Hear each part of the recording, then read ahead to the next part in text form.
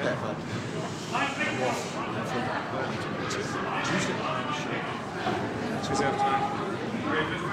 least you know when you're going. Coming down.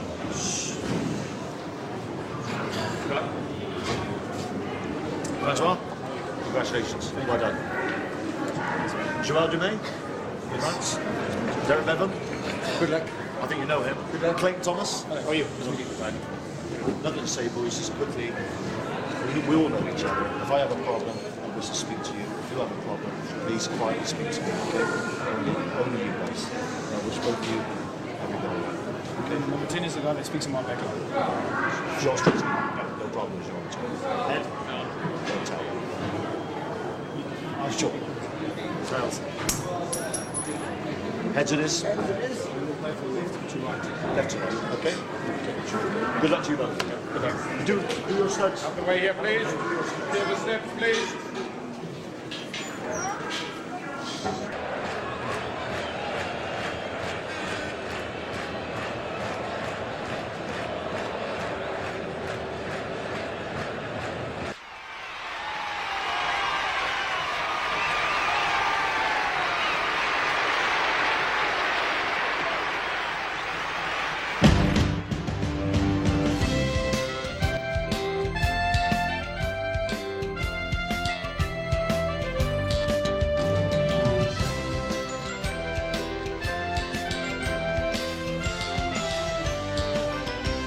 Ladies and gentlemen, welcome to Johannesburg, City of Gold, and the Rugby World Cup Final 1995.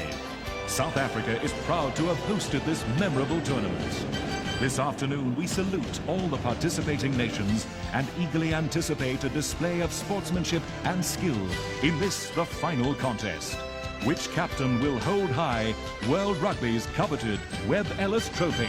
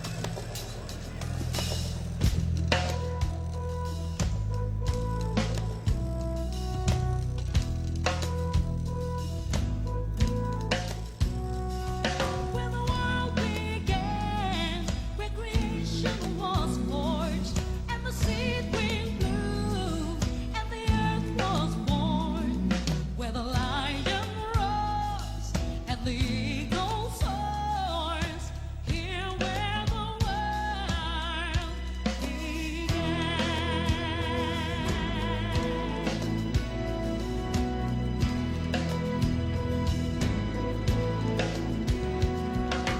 Mountains of thunder and mountains of earth, blankets of starlight on this virgin bird, and the voices of angels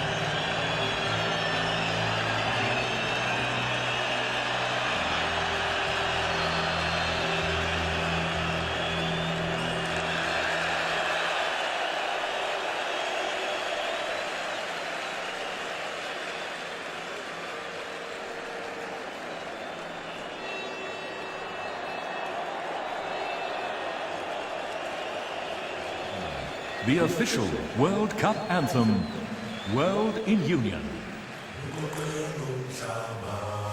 There's a dream I feel so red, so real. All the world in union, the world as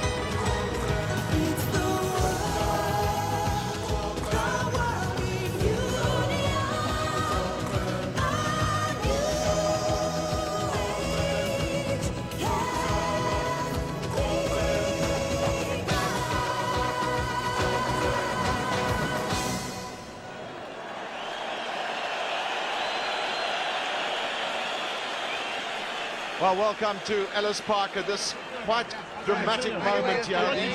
Dr. Nelson Mandela, the President of South Africa, fully clad in the rugby jersey with a number 6 on its back of Francois Pienaar, being introduced to the match officials of the day, and the teams made an early entry into the stadium, and that wonderful rendition of the World Cup anthem by PJ Powers and Ladysmith Black Mambosa to join them as they came out.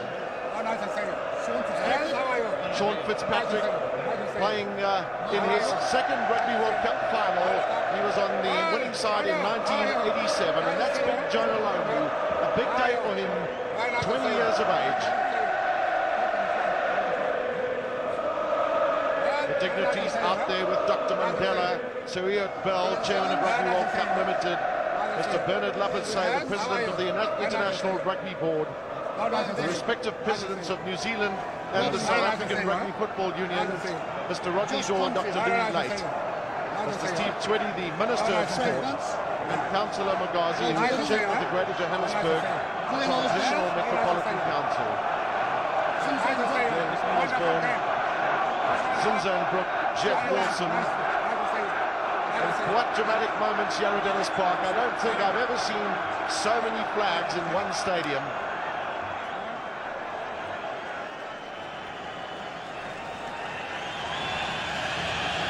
Dr. Mandela just lifting his cap to the 62,000 people that have crammed into the stadium.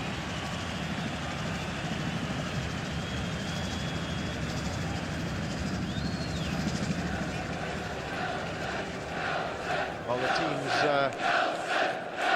await the national anthems, a very emotional The moment national for anthems both teams. of South Africa and New Zealand.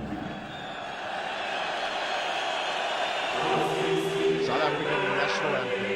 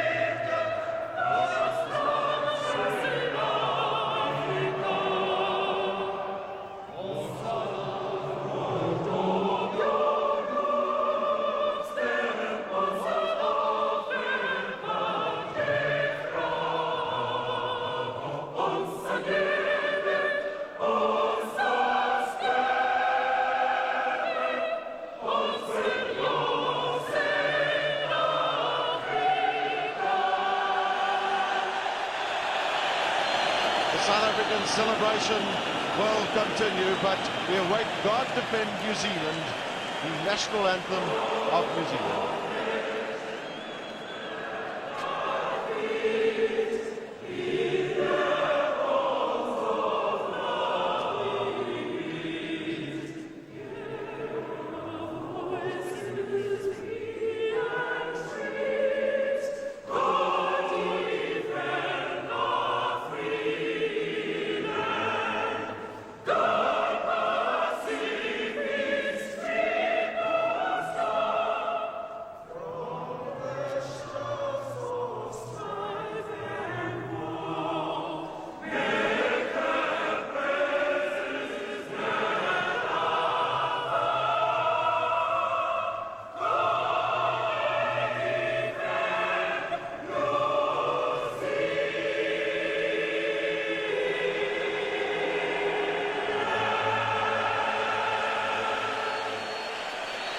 The celebrations have been rather spectacular here at Ellis Park, and we've seen that Dr. Mandela will now leave the field.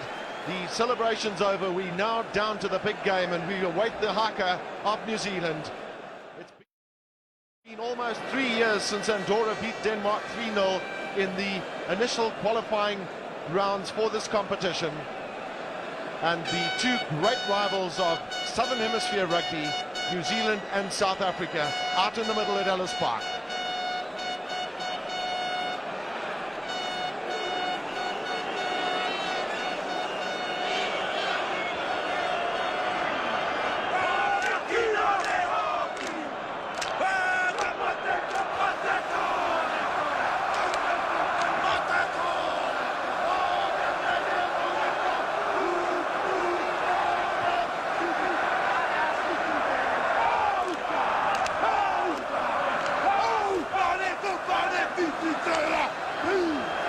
Well, that's the challenge that's laid down by the Maoris before going into battle. Very, very intimidating, but South Africa took their position right up against the All Black team to show that they would not be intimidated. That's the manager of the South African team, Morne du Plessis. Will that smile continue? The prize, the William Webb Ellis Trophy at the end of this match. And South Africa have gambled once again with Mark Andrews at number 8 to lend assistance in the lineouts and the scrum. And very importantly for South Africa, they will want to scrum New Zealand as hard as they can today. All eyes have been on Jonah Lomu, number 11, the left wing of New Zealand. Terrific footballer, 1.95 meters in height and 118 kilograms. But surely the New Zealand packer forwards with Graham Bishop and Andrew Mertens at halfback are the key to success for them today. Wonderful aerial shot of the Ellis Park Stadium. Those are the replacements. Just the change of Jamie Joseph coming in for Blair Larson on the New Zealand side and Brendan Fenter into the South African team. The referee for today's encounter is Mr. Ed Morrison of England, and interestingly enough, every match that he's refereed where South Africa have played, South Africa have lost. Nevertheless, it's his 17th international for the 43-year-old. He'll be assisted today as they were shaking hands there with Mr. Joel Dumais of France and Derek Bevan of Wales, who's the most capped international referee in the world. Well, with me today, Chick Henderson. Chick, Francois Pienaar has won the toss, and it seems like New Zealand will kick off. But what an unbelievable spectacular here in Johannesburg. I think it's the whole feel of the thing, the vibes coming into the field. Everyone is so keen and full of looking forward to something that nobody really knows what's going to happen. Two evenly matched teams, New Zealand without doubt the best attacking side of the tournament, South Africa perhaps the best defensive side. And I think my own feeling is that we're going to have to watch the New Zealand young players. Jeff Wilson and Glenn Osborne could be their stars with Andrew Mertens. Watch John Crossfeld, number 7, with a scrum cap. And South Africa will have to be at their very best defensive-wise if they're going to contain these New Zealand chaps. And the most important part, the first 20 minutes. Well, what did New Zealand have in store for South Africa with a kick-off? It's a short one. It doesn't carry 10 meters.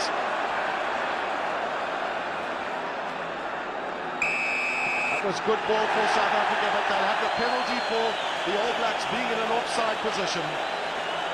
Yes, so no advantage to be taken there because there's a big advantage in getting a penalty. If you get it out to touch with the new laws, then that side has the advantage of throwing it in. And the first line out of the game is always so terribly important. And today, in modern rugby, the side throwing the ball in usually has quite a distinct advantage because they know exactly what's going to happen. The timing is there, and to win that first line out is very important, but he hasn't found touch.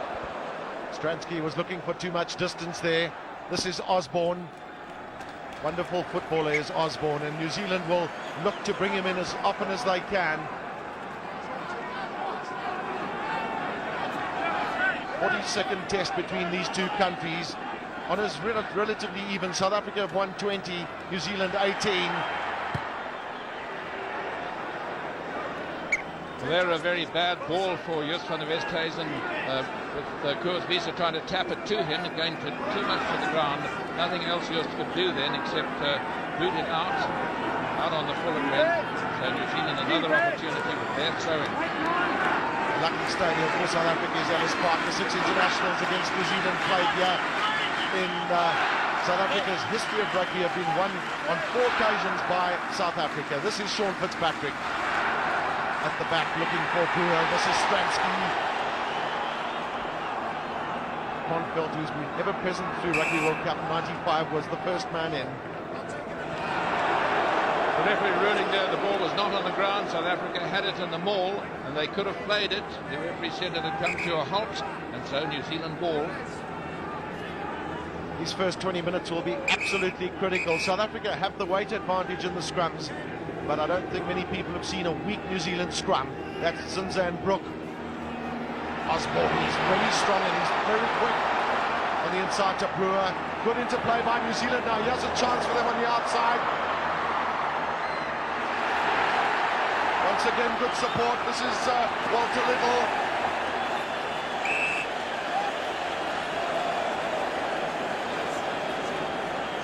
Well, we could see straight away that New Zealand were looking to try and stretch the game to the left to big Jonah Lomu and give him some time and space. The fine attacking movement started again by that chap Osborne. Is such a dangerous man. He's a 7-a-side player, and that's big Jonah Lomu.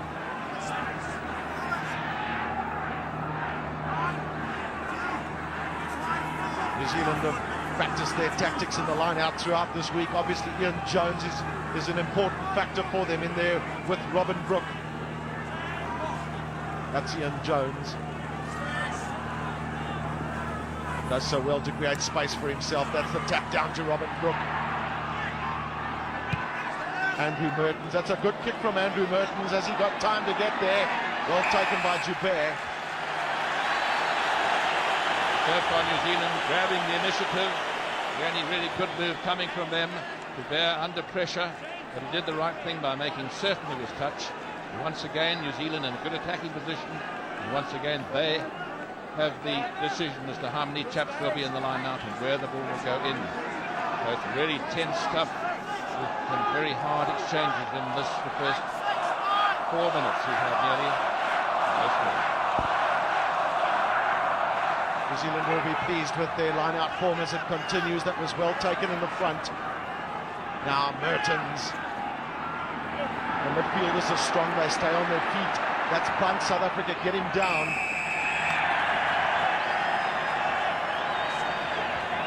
South Africa coming in there from the wrong side. That was Peter Durant.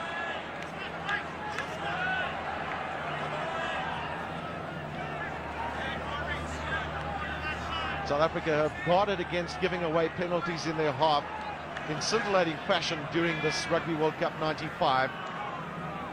That's not a good start for them. Well, it's been all New Zealand so far, territorially, particularly. South Africa missing that first penalty was quite cost them quite dearly. Would have been their throw-in, but New Zealand have come back and so far winning the rucks and mauls. And here a very important pick for young Andrew Mertens. Here it is again, and that's Frank Bunt's number 13. And see how the New Zealanders go into this ruck. They really tear into it, and South African on the wrong side. First man in rugby history to score 100 points after only 5 matches for his country.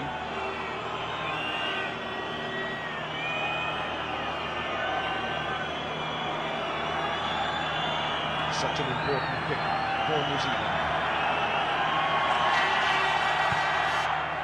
As he swung that through, yes, Mertens' first blood to New Zealand.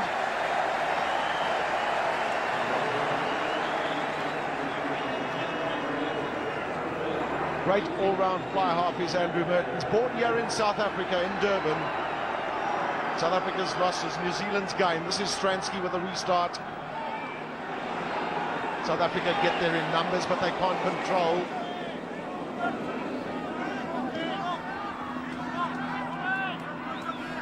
Bashir cleans up so quickly, gives time for Mertens.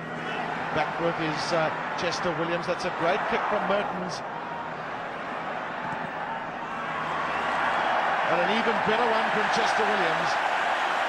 And good refereeing there by Mr. Morrison, but it's a quick throw-in. Well, this is the switch from New Zealand. South Africa will have to guard against their quick movement. James Small against Jonah Lomu on the inside. That's Ruben Korger. Rugby waits for advantage. Zinzan Brook coming away.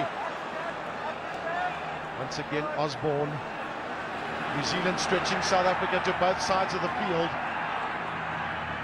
Joubert, that was a good pick back from Joubert. Well, I think the New Zealand message is very clear that they're going to try and play the ball wide and use their wings and their very attacking fullback as often as they can. In the last press conference after the last match, their manager said it's attack, attack, attack. And certainly they've used every possibility of attack. And Mr. Morrison waiting for advantage of the South African knock earlier on. He waited for advantage. New Zealand took it, and they're certainly going to use every ball they can get. There's a risk factor when you're attacking, of course, and there are very often holes in defence of New Zealand have shown during this Rugby World Cup. They've conceded a lot of tries, and they haven't particularly played well in the last 20 minutes of most matches. Joubert. Now, what does Mertens do? He'll look to drop. It's a good effort from him, but it's just... It started off quite well from Andrew Mertens, and then just swelled a little bit, but he keeps his side on the attack. South Africa will just want to settle down, maybe win a couple of set pieces, and it's a question of discipline.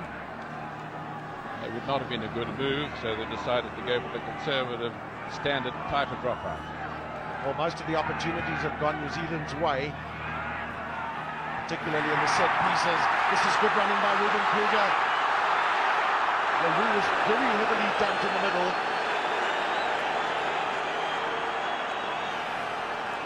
Stransky. Good kick from Joe Stransky. He's got a very important and a vital role to play for South Africa in keeping his forwards going in the direction of the All Black line.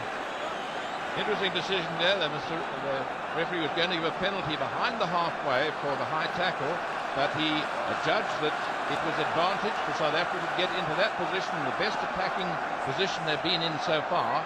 And so, once again, Mr. Morrison making use of the advantage law, and South Africa with a good attacking opportunity, but it is a New Zealand ball, so they'll have to do all sorts of ingenious things to get the ball. Well, New Zealand have always been great exponents on their own ball in the throw-ins and the line-outs. It continues for them. Mertens. Early touches for both fly halves today to allow them to settle down.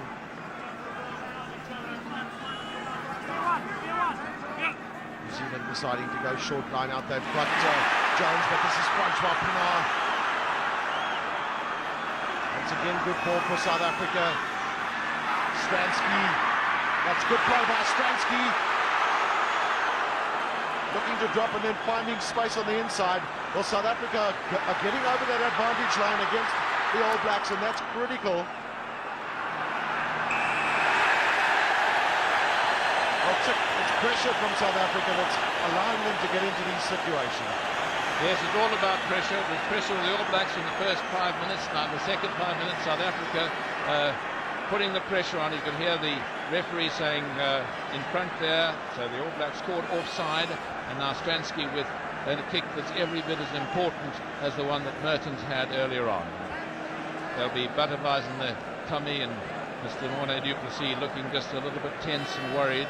And it has certainly been a crackerjack first half, with both sides really going in hard into the rucks and mauls. 46 points from 4 matches in Rugby World Cup 95. Finally established himself as South Africa's premier goal kicker.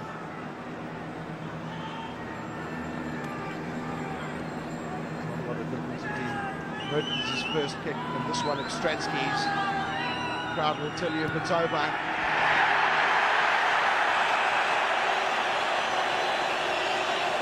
Well, a pretty fair reflection of the play so far. As you were saying, the first 5 minutes were all New Zealand, second 5 minutes mostly South Africa, and this is really turning into being a match for the real connoisseur to see what's happening in the line-outs, in the rucks and mauls, and with New Zealand taking every opportunity to throw the ball around. South Africa looking for second phase ball, and it's very tight, very tense. You see on those just faces. Mertens decides to go to James Small. That's John Olomu's side. James Small, of course, who played for South Africa under 19 at full-back, and you can see the way he's learned that kick from Campese when he lets it spin the other way off the outside of the boot, so it goes down the right-hand touchline and it actually swings into the touch towards the end. So a very good bit of work for James Small. South Africa's most capped player on the field today, James Small. 23 tests and 10 tries. It's a great jump by Ian Jones. That's quality possession for the lineouts that New Zealand are getting. This is Lomu. He's found his way down the middle. Mark Andrews interrupted that initial surge, but South Africa are offsides. Body Swart goes offsides in front of the poles. Yes, you can hear the referee saying rear feet. Body Swart was out of the rucks and the mauls.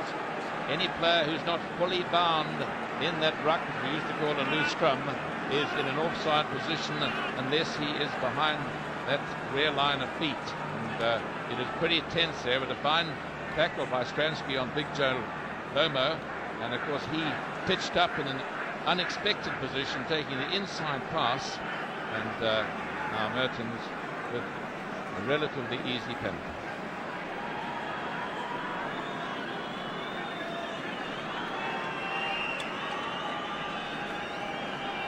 Having got that first penalty behind you is so important. Often this is classified as a sitter, but at this level of rugby there are no sitters. They're all critically important. He struck it well.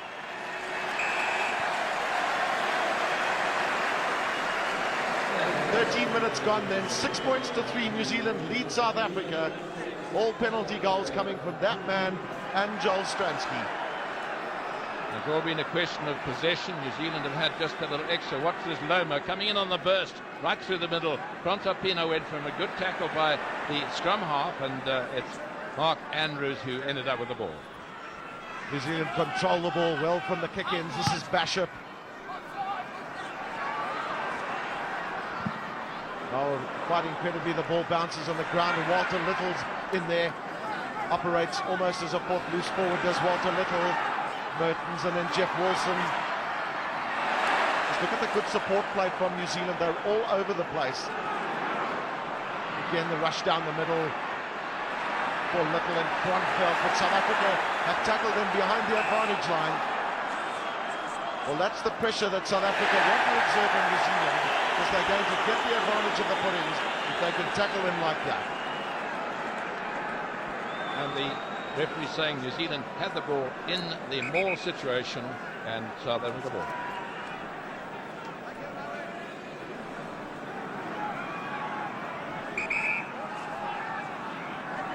Well, just keep an eye on those two packs of forwards. That's the New Zealand reserve bench. South Africa have the weight advantage, and front row is very definitely up against three solid men in Ollo Brown and Craig Dowd, who's the heaviest New Zealand at 118 kilograms. He's the man on the near side.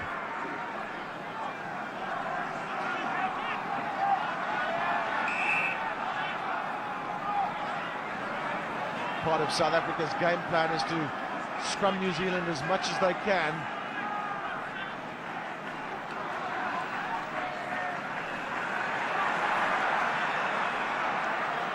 Vestaisen giving Stransky the time and space. It's a lovely pick from him.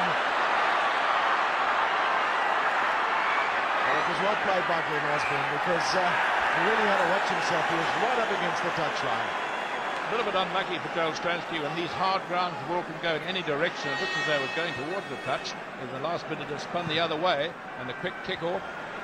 That's a huge punt, drop kick from Andrew Mertens, and he's in fact found touch. South Africa guilty of not watching the kicker. The man that went back there was Joost van der Westhuizen, but the question might be asked where James Small was standing.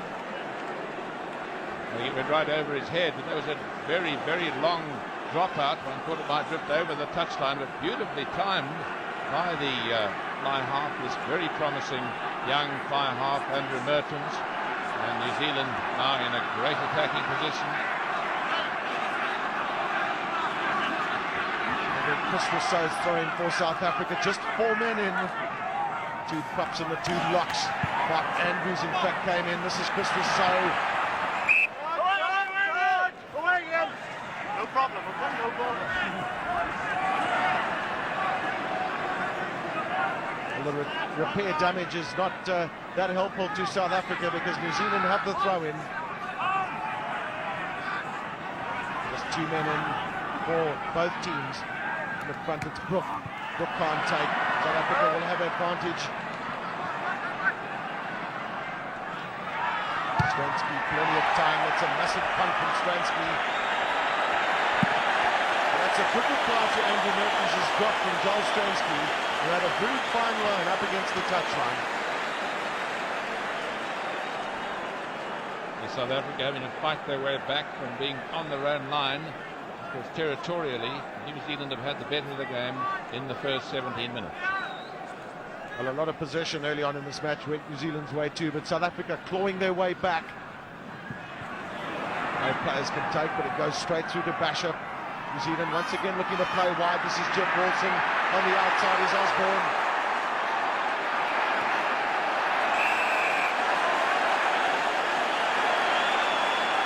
Playing the ball from an offside position with the referee. But once again you saw the combination between the 2 young players, Glenn Osborne and Jeff Wilson. As we said earlier on, those 2 could be the danger men along with the great big loner.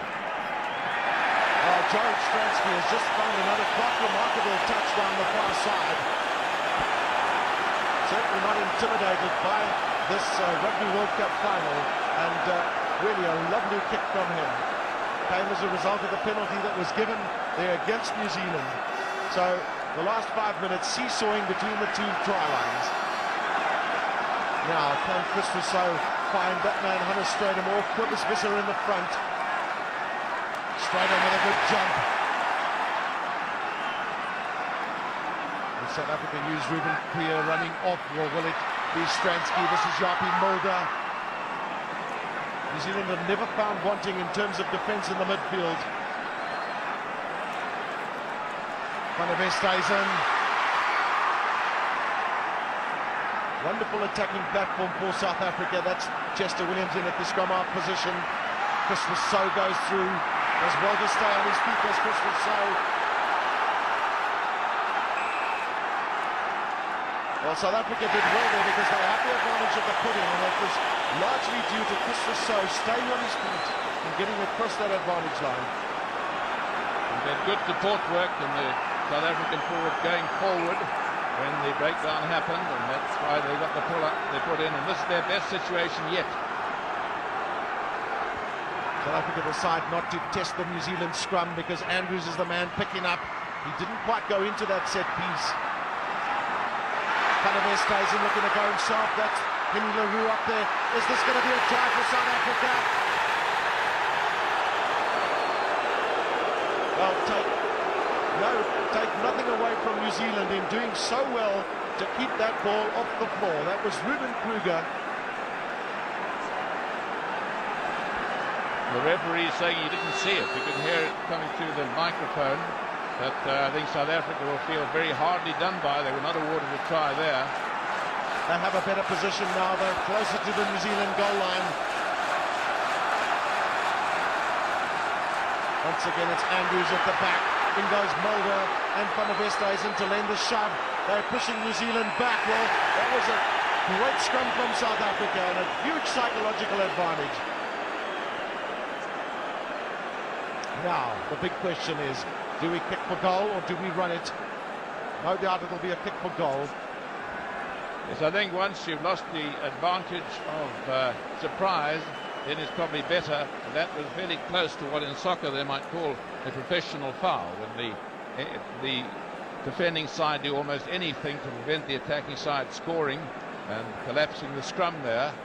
No doubt they will have got a warning, but if they do that persistently, it could be a penalty try. Francois Pienaar and his forwards will be heartened by that big shove.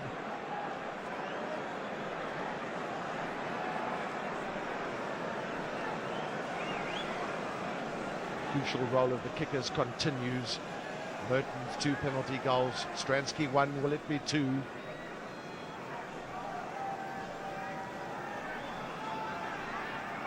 Dead quiet in the stadium. Stransky again.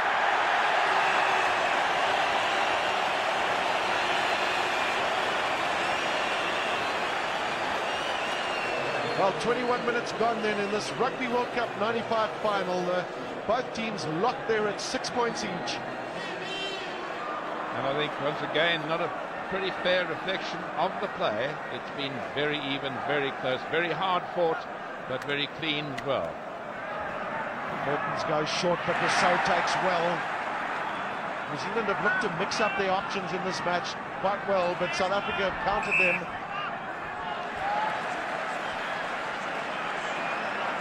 It was good refereeing by Ed Morrison, because that ball was lying very, very close to one of the South African players' heads. And in the interest of safety of the match, the referee decided that it will be a scrum down South Africa's ball. Yes, that was very tense ruck, and the referee saying too close to the head. There was a Springbok head, and the boots going in, but it's in fact the New Zealander who's down. But the referee's handling it well, Gavin, because it is very rough and rugged out there, and he's just not allowing the rucks and balls to go on too long. As soon as it looks as though danger is going to start, he's playing it up. And it's one of the New Zealanders loosening up. So that Mike Brewer, is it? That's Mike Brewer, went down with an ankle injury. No doubt he'll be replaced by Jamie Joseph, but he's going to stay on this field if it takes whatever it takes for the player from the great player Mike Brewer. This is Joost van der Westhuizen taking some pressure off Stransky with that kick. This is Osborne.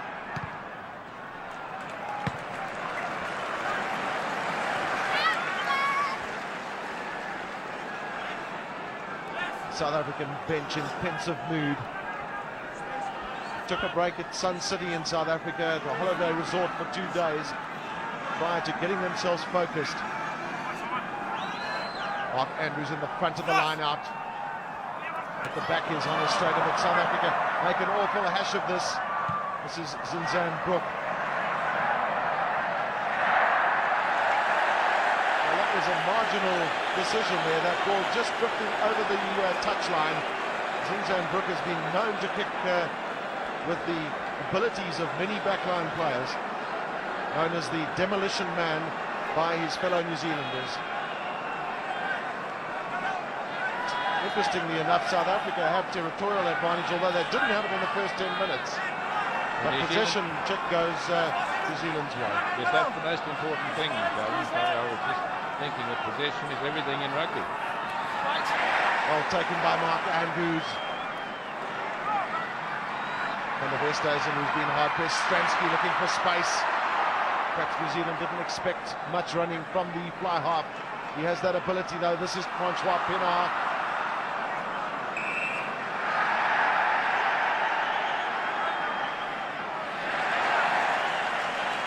Well, South Africa have been playing with a lot more purpose in the last 10 minutes. The possession that's come their way has been well used, either by kicking out of hand or the driving in the rucks and mauls. Once again, Andrews looking to pick up at the back of the scrum. It's not always the best option to run from. This is Van der Westhuizen. South Africa all over New Zealand, but New Zealand do well to come away from that. There was an early knock-on, so South Africa will have the advantage of the pull-in. And once again, will they have the strength, the nerve and the power to push that New Zealand pack back? A fine little piece of work by Joost van der Westhuizen. He loves to do that. That was his kick ahead, and there was the knock-on. And Joost van der Westhuizen, number 9, right there, trying to cash in on it, but it didn't, so it's the advantage and South Africa scrum. South Africa will put everything into the scrum. Andrews at the back. Well, New Zealand are penalised for taking that scrum down. And of course, there are other options as well in situations like that in terms of penalty tries, but referee Ed Morrison correcting his decision, and South Africa then the 2 penalty goals from Stransky, so a very good kicking record from him with the opportunities that have existed, and for Andrew Mertens. Jamie Joseph warming up. That's the second time that New Zealand have conceded the penalty when they've taken it down when it was a 5-meter scrum or less. And watch it there, South Africa have the ball, they're controlling it, and there New Zealand right on your left taking it down, and it is now a possibility for persistent breaking of the laws. A penalty try could be given, having been told twice clearly by the referee you're taking it down. So under law 26, persistent breaking of the laws, the next one could possibly be a penalty try.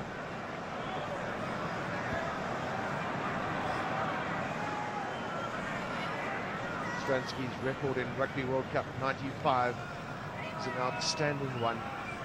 Certainly has grown in confidence. That's a good strike from Stransky, but it doesn't curl in like it very often. Very often those kicks of his just curl in from the right hand upright. The first penalty missed by either side in this match. It's 2 penalties each. Well, Mertens has 2 blockers in front of him, so it won't be the long drop out. Upward is Visser, he takes well but can't control.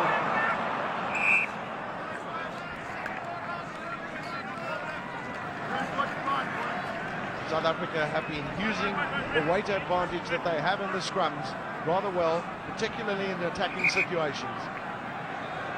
Craig Dowd is the man down at the moment. Of course, on the touchline is Richard Lowe, also a man with a wealth of experience for New Zealand.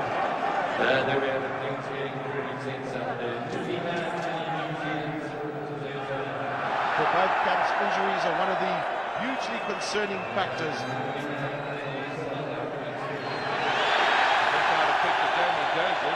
He's got a number 19 on his back, looks desperately keen to get on the field, but Mike Brewer, who's got a slight ankle injury, I'm sure he feels that he'll stay on as long as he can. Here it is again. There's big Kubus Visa, number 4, going up, and he seemed to have it under control, but there it is, just moves out of his hand, and then there was a New Zealand knock on immediately, so it'll be a scrum down. No advantage from the second on, so it'll be a scrum down, and New Zealand will put it ball in because it was Kubus Visa who did the first knock on.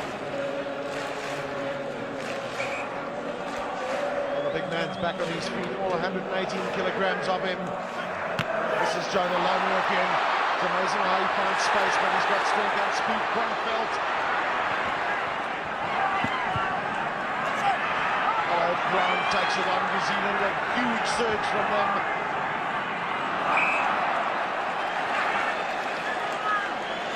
Well, South Africa will be relieved that there was a knock-on as they came surging through, but once again, Jonah Lomu showing that he doesn't need that much space to be a really dangerous runner.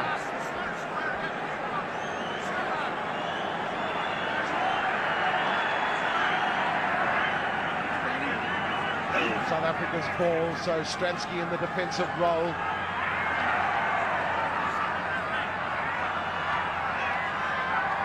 was well played by Van der Westhuizen because he gave him the space to be able to do just what he did there. This is Osborne, but that ball was out. It was either out or it was a knock forward. Well, the touchdown put his flag up, so he must indicate that it was out. But Osborne trying to chuck it in. If he'd caught it first, of course it would have had gone out already. He could have thrown in a quick one, even to himself. But there was a good kick by Stransky, taking advantage of South African possession.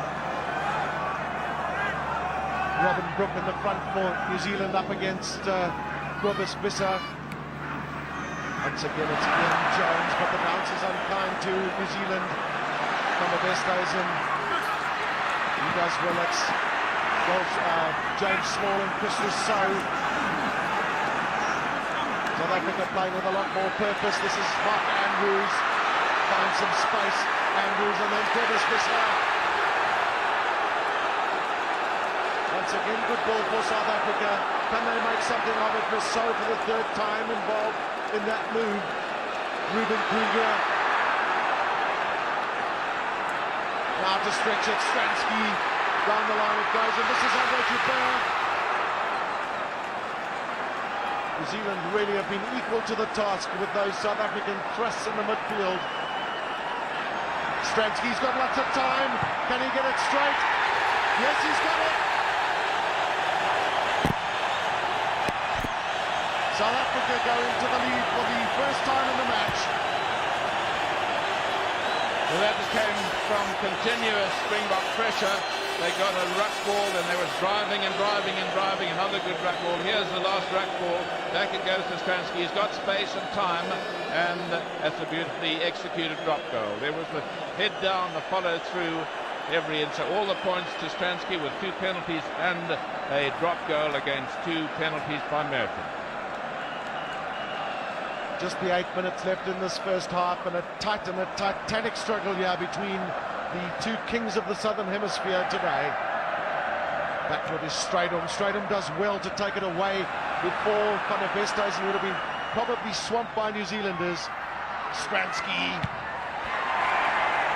Once again, a massive punt from Joel Stransky. Osborne loves to run this, Glenn Osborne.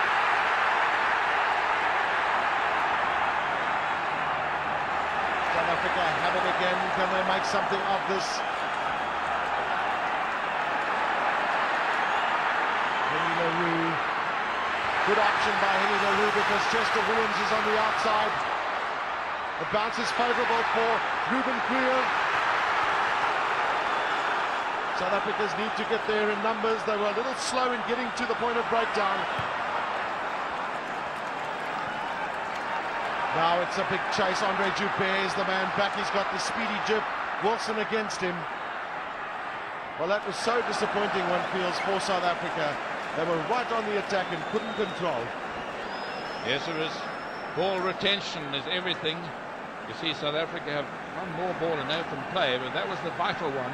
Then it was Ruben Kriel who was in possession when he went down, and after a very torrid ruck, he came back on the New Zealand side, and that long kick and Joubert safety first tactics, as Jeff Wilson was very quick in chasing up after him. And Joubert, of course, up in the line for the previous three-quarter move.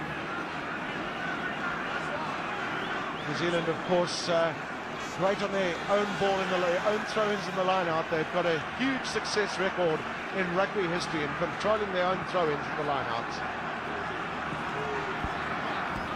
Make a hash of this one, though. Pienaar does well. And it's quite amazing how much time Joel Stransky is being given, and credit must be given to the South African pack of forwards because they are holding the All Blacks at bay, and that's giving the space and the time for Joel Stransky.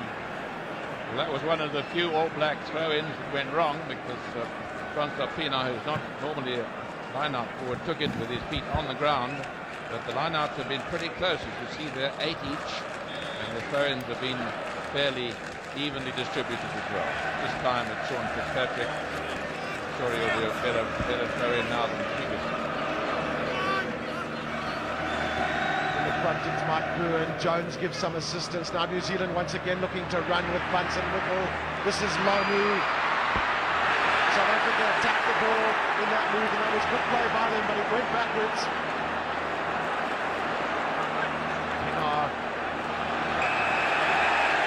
New Zealand was flying over the top. That was great down. Yes, the referee saying you must be on your feet when you play the ball. Joel Stransky decides to give that kick to Andre Joubert. He has the better angle with the left foot, and once again a great reply from South Africa. South Africa have in fact been guilty of missing touch on a few occasions up to now. And that time Bear did the right thing, making sure he didn't go for too much distance. And South Africa on the attack, and of course it'll be their foot in. A lot of time has been spent on preparation in lineouts. That's Big Hammer Strydom. Mark Andrews at the front, and this is Van der Westhuizen. Only find Sean Fitzpatrick. Well, there's a wry smile on his face, but he'll be disappointed that he couldn't make better use of that. Sean Fitzpatrick, a very old campaigner, he knows that from a line-out you stay in the tram lines in a defensive position, and there he was to frustrate the efforts of the little scrum line. South Africa have taken Cobus Visser out of the lineouts and put Mark Andrews in the front on most occasions. This is straight on. Well, that ball went in skew, so New Zealand will have the advantage of the put-in. They have an option of a line-out or a scrum, and interestingly enough, they take the scrum because they'll back themselves in that department, although South Africa have the weight advantage.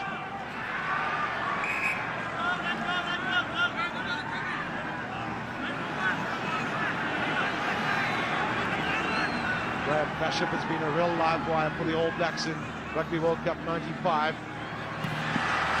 Lomu is held up by Ruben Kruger, but give credit to one of Esterhuizen for that stoppage of the big man. This is Stransky of South Africa in an offside position.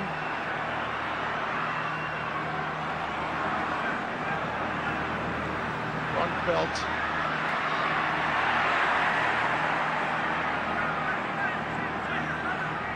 Lomu's pass back to Brook, once again looking to play wide to Jeff Wilson. New Zealand are not scared to run the ball in their own 22. This is Walter Little.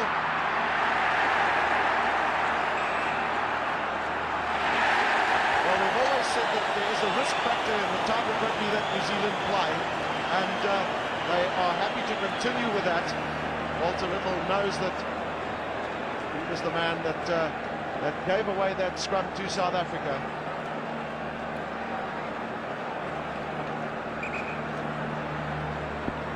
Just 2 minutes to go in this half, and so both sides will be looking for that psychological score if they can get it. South Africa lead New Zealand 9 points to 6. The grand finale of Rugby World Cup 95.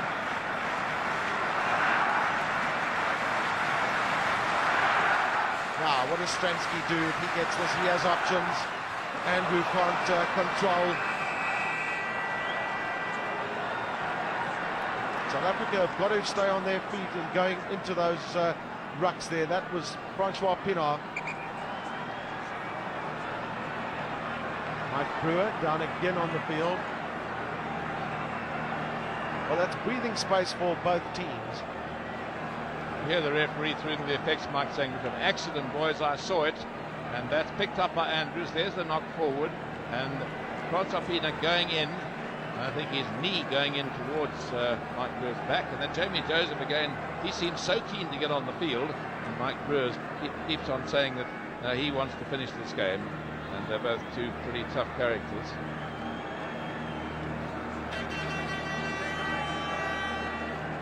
Lots of experience from Mike Brewer.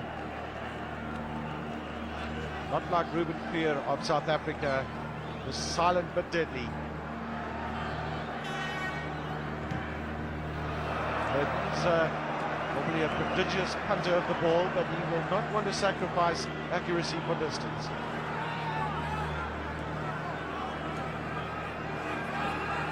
It's nice to see there's not that many penalties being given in this match. And that's a credit to the referee, who has been very keen to wait for any possible advantage.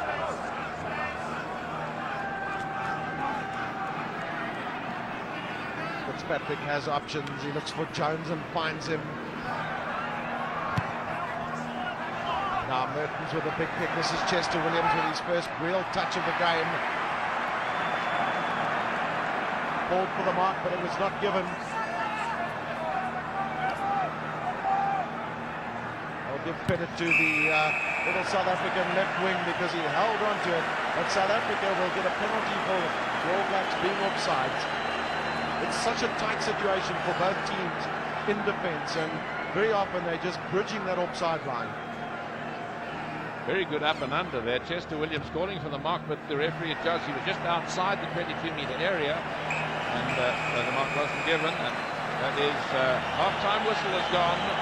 9 points to 6. South Africa leading by 2 penalties and a drop to 2 penalties by New Zealand.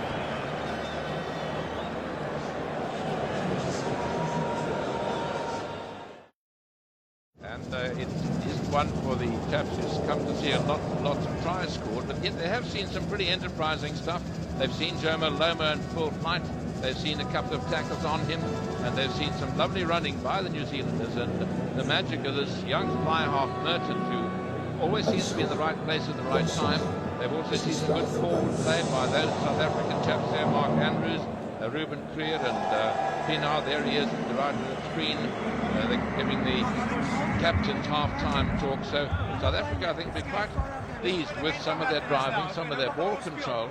And New Zealand, of course, going for getting possession. They want to get it out to those dangerous men at the back. Not only Lomu, they've got two very experienced centres in Walter Little and Frank Bunce, and two fantastically promising and excellent young players in Glenn Osborne and Jeff Wilson, and of course Merton. So, Gavin, I think the second half couldn't be set up for a more interesting spectacle and contest. There's nothing in it. At half-time, just 3 points in it, and so anybody's game, and I think anybody would be very brave to forecast a winner at this level. Bex, great game, great defence.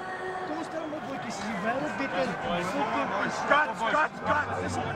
Well, Francois Pinot is asking for a little bit extra from his players. He's very pleased with the performance of his backs, and no doubt the forwards too. Laurie Mains has been on the field. He's now just leaving the field. He's been chatting to his men. Now they're getting a chat amongst themselves.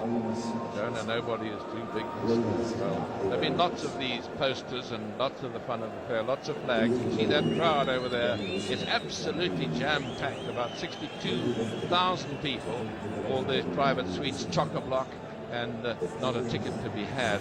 And this really has been a spectacle from that very opening game when we had that fantastic match between Australia and South Africa, and it's built up to this tremendous climax, and only 40 minutes to go in this World Cup, and whoever's going to take the William Webb Ellis Trophy is anybody's guess, and will be, one would imagine, right up to the finals. Well, Mike Brewer is still struggling a little with that earlier seemingly ankle injury that he had in the game, but both teams still intact with the same teams that started this match. And no injuries, no time out for injuries. The referee, in fact, allowed just under 1 minute extra time, 40 minutes and 57 seconds. Now they're all ready to start. That's a good aerial view of this super stadium, which is used for big soccer matches sometimes and pop concerts. There's Laurie Mains in the middle, looking very tense. I don't think either Gavin or I have seen him smile ever. And, he's certainly really, that's Mike Brewer there.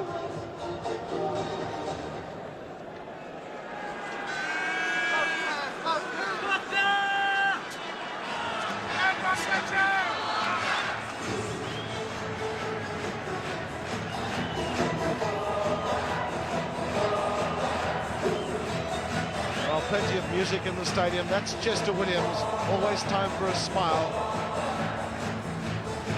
Like John Alomu has scored 4 tries in a match during the Rugby World Cup 95. That's Barney Swart, who has been struggling with a groin injury throughout this season.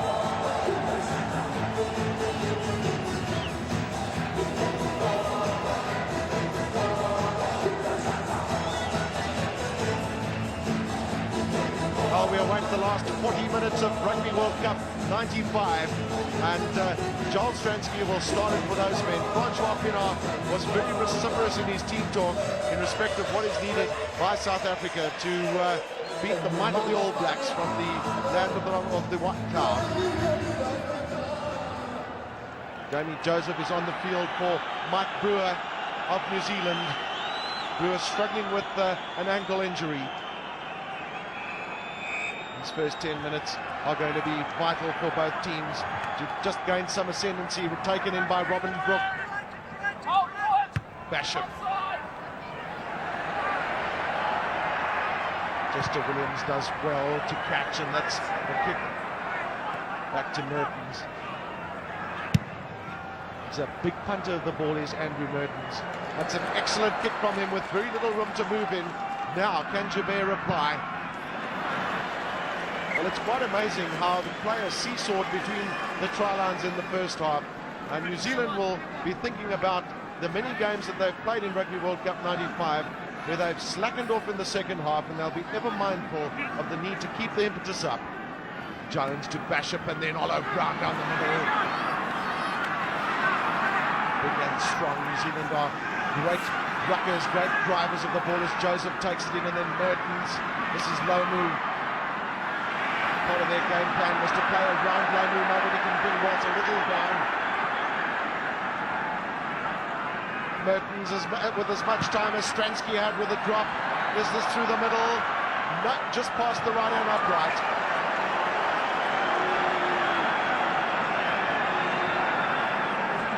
Defensive move for South Africa.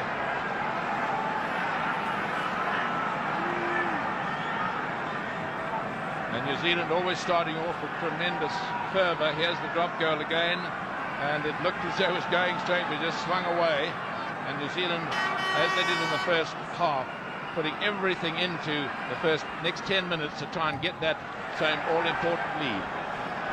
Well, that's an indication of how important territory is in this match. Territorial advantage. Stransky with a long deep kick, and then Lomu fighting off a couple of South Africans.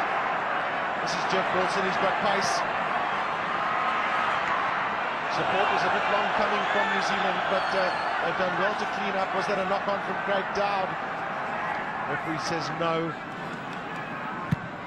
Mertens is hoist for Joubert. That's gone a bit too far and a bit too deep. Alonso Joubert has been absolutely outstanding throughout this Rugby World Cup in terms of catching those high balls. And a good time to mark, because he'll get all his players behind him and let them all settle down and no doubt concentrate and get his touch. Well, that's screwed off his boot, taken by Osborne. Always looking to run his Glenn Osborne. And then Lomu runs off him beautifully. The big man steps out of 3-4 tackles. Again, Jeff Wilson on the outside. The switch right now. Pinner. That's a kick through from him, but he's up against Jeff Wilson again. Oh, Wilson displaying the skills in picking that ball up that you would expect from a man who's played cricket for his country. He won't be too happy with a kick. It slid off his boot, and that was good, enterprising rugby by the Springboks, taking advantage, real opportunist stuff, and that's the reward, getting onto the attack, and that's what they will want in these first few minutes. Just over 3 minutes gone, and it was the Springboks throw-in, so they can dictate where it's going in the line-out. Their backs are lining deep. This is a good opportunity for them. Could we have expected a tighter final in the Rugby World Cup? Well taken by Visser. Difficult getting momentum against the All Black pack in terms of the rolling balls. Ruben Creel is squared by Craig Dowd. That was good play by Craig Dowd. He wasn't offside, got himself round there, and South Africa was slow with the release. Now the crowd think it was offside, but the ball was actually out. It was in the hands of Joos van der Westhuizen, and you could hear the referee through the can saying, play on, play on.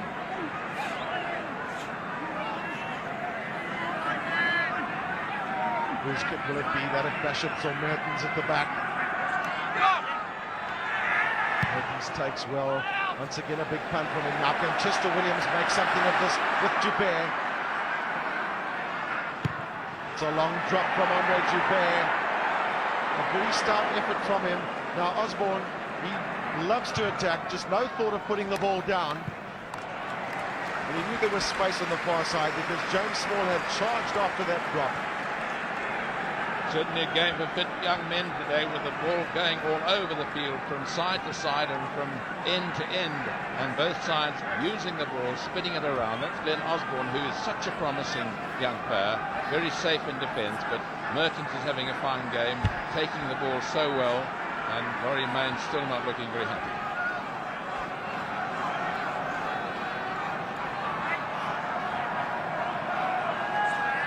Chris Rousseau's role was always going to be important in the throw-ins and the line-out. New Zealand closed that space too quickly, so South Africa have the free kick. Now, will it be a big up and under from them? The positive movement is no, we're going to run at them. This is Oosterrand. That's positive from South Africa. Mulder, James Small across, and Chester Williams.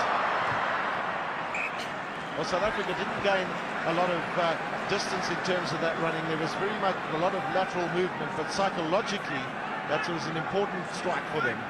Yes, they were crowded into running across. Perhaps too many men in that. They might have tried a skip pass. And James Small, his final pass, not going to Chester Williams.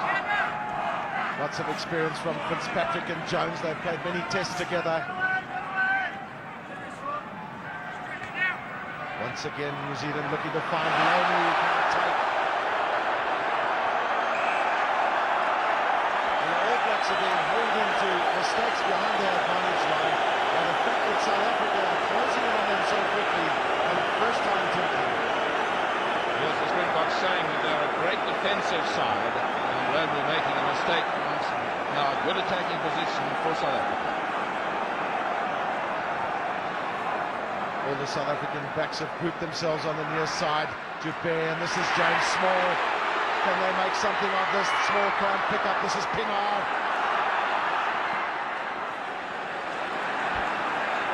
South Africa keeping the ball alive. That's Andrews was the last man in.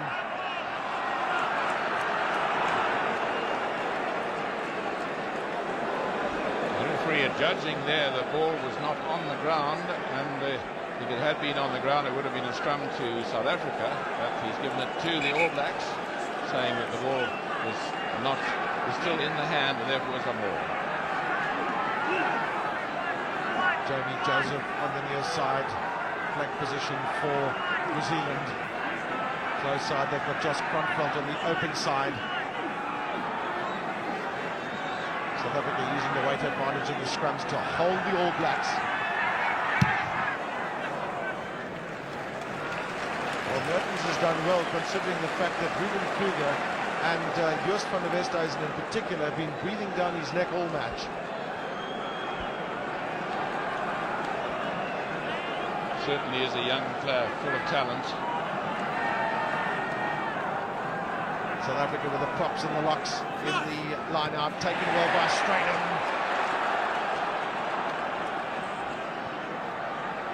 Once again, good ball for South Africa. This is Visser. Solid tackle there from Zinzan Brook. Not easy bringing down the 125-kilogram lot forward for South Africa.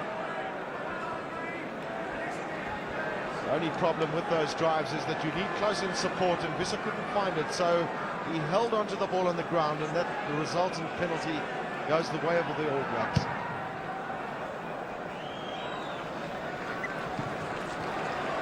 Visser looking as they wanted to play the ball back, but immediately there was an All Black on him. Let's see if you can pick this one up.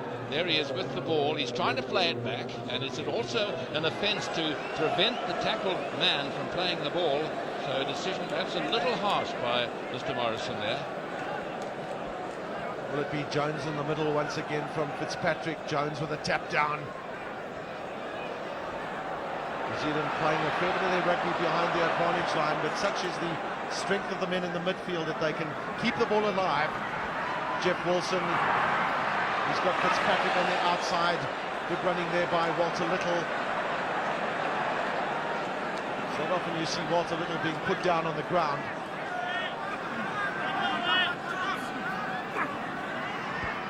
Mertens, that's a big old hoist from him. Joubert goes up and takes beautifully. Well, the fact that Andre Joubert has that broken bone in his hand has not deterred him from showing a lot of courage for his country.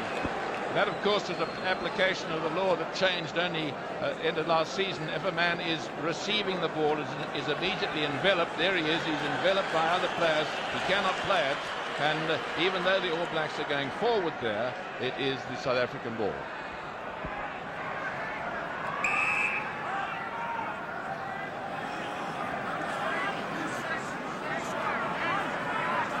Barney Swart is asked to keep the scrum, or he's got to stay square in the scrum, almost in similar fashion to the All Blacks being penalised in the first half. Big pressure on South Africa's anchor in the scrum.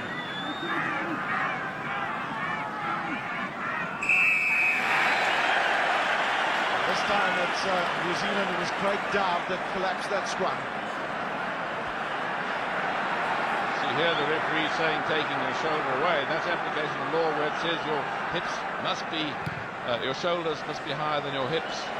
So South Africa getting some much needed respite from that kick, putting play back into the All Blacks half, and it's developing into a tremendous battle in the forwards.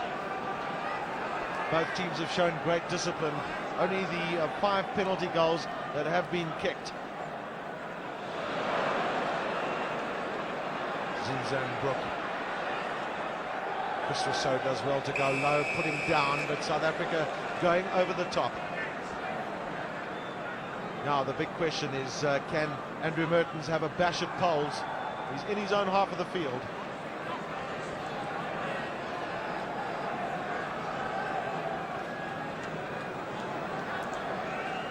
Yes, he's decided to have a go. Well, I think it's always a good thing to have a go if you think you've got even the remotest chance of getting there.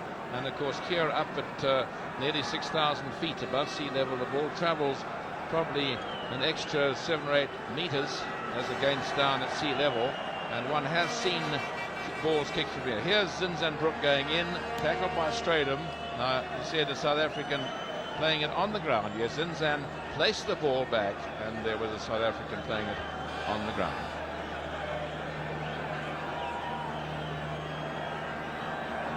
Well, his confidence levels are high. This is a real test for the young man, 22 years of age. Confident and educated boot does Andrew Mertens have.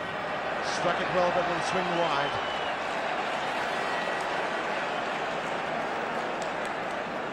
Well, 55 metres is no real bother in terms of the length of the kick. James Small playing a bit of cat and mouse with Jonah Lomu.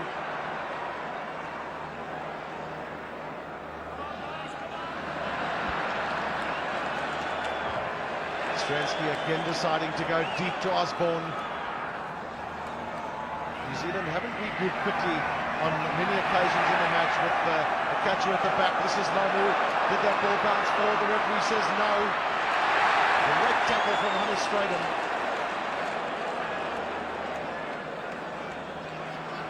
Jeff Wilson has found some space during this match and has not been able to make much of it.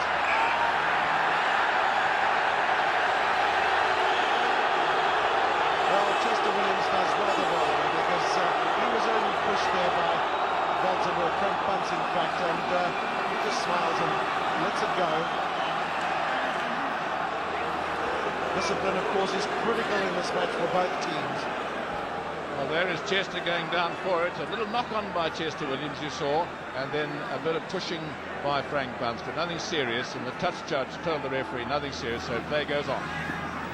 Van der Westhuizen does well to run wide to assist with the defensive work. This is Osborne. Now Jonah Lomu and Andre Dupre. The big man has got strength. What a great tackle from Robbie Mulder.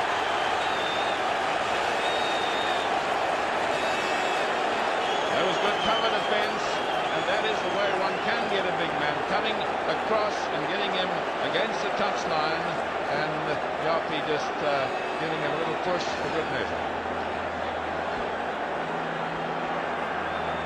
Here's the big man, Henri Hebert after him, and there's the tackle, a good tackle, holding on to the leg, and so the Springboks on the attack.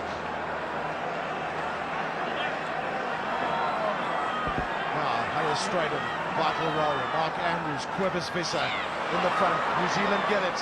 This is Walter Little looking for space. Once again, New Zealand decide to go left, but this is Mertens' drop. It's there. So the score's absolutely level. Each side has a drop. Each side has 2 penalties, and it certainly couldn't be more even. And the All Blacks doing very well to drive up to such a good attacking position as they did then. And here it is again, the ball coming right out. And there, watch the ruck ball. That's good, second phase. And there is a drop attempt, just pulled to the right of the posts. And so 9-all. Robin Brook has taken well for New Zealand and given Mertens that platform. Once again, a massive punt downfield. Well, you'll see number 16, Mark Ellis, coming into picture there. He's replaced Jeff Wilson. That's the young Jeff Wilson. Not looking very happy with himself. Well, Mark Ellis, the primary try scorer for New Zealand in Rugby World Cup 95, has test experience. So Jeff Wilson and Mike Brewer having left the field for New Zealand.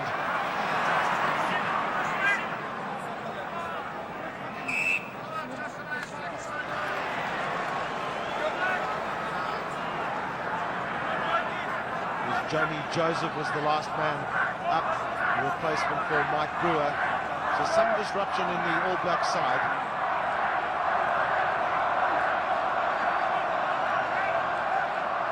Joseph stands off. Mertens looks to launch on the far side again. This is Osborne. He was unmarked, was Glenn Osborne. Great running from the New Zealand fullback. Well, New Zealand said that part of their game plan was going to be to play off Lomu and use Glenn Osborne, man in picture, and Jeff Wilson as much as they can. And it's worked well for them in this match. That was a very clever move with all eyes, Springbok eyes on Lomu. And then, yeah, that's a good possession. Out it goes. A long one to the fullback. And he's got tremendous rugby ability, tremendous speed. And only the cover defence, see the 4 green jerseys, they managed to run him in. Vital throw for Chris Rousseau. Peter Durant takes in. He's never been on a losing side for South Africa.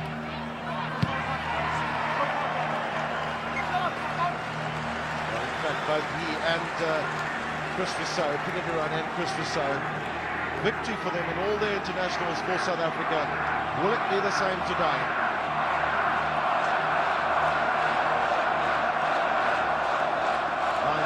All 17 minutes gone in this second half. That's Ian Jones. He's been a pillar of strength for New Zealand in the lineouts.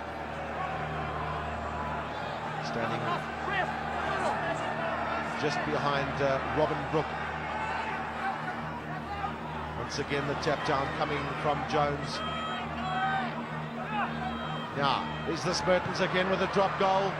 He struck it high. No. That's the third one he's tried. He missed 2 and got 1, but it wasn't wide by much. Once again, good New Zealand possession, and just pushing it this time.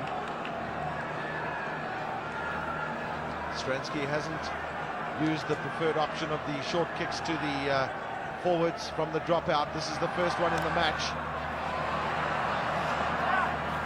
Joseph. I don't think Jimmy men would meet a man the size of Peter Durant. Look, they passed him. Young diesel mechanic from the Free State, Peter Durant.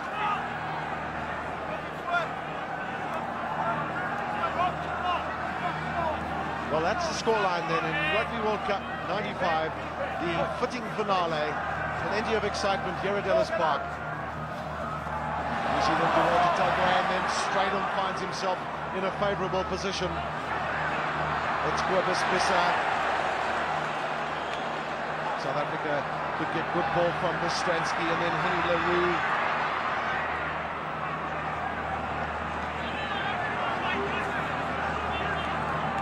Now Williams Funavesle's kick for space, yes. Backfoot is Mark Ellis. Mark Ellis has got plenty of pace as Mark Ellis.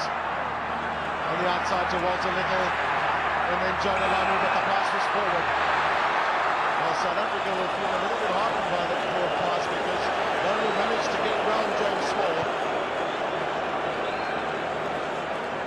Just a friendly little tap of the hand from James Small and Jonah Lamu. They know they're in a massive contest here today.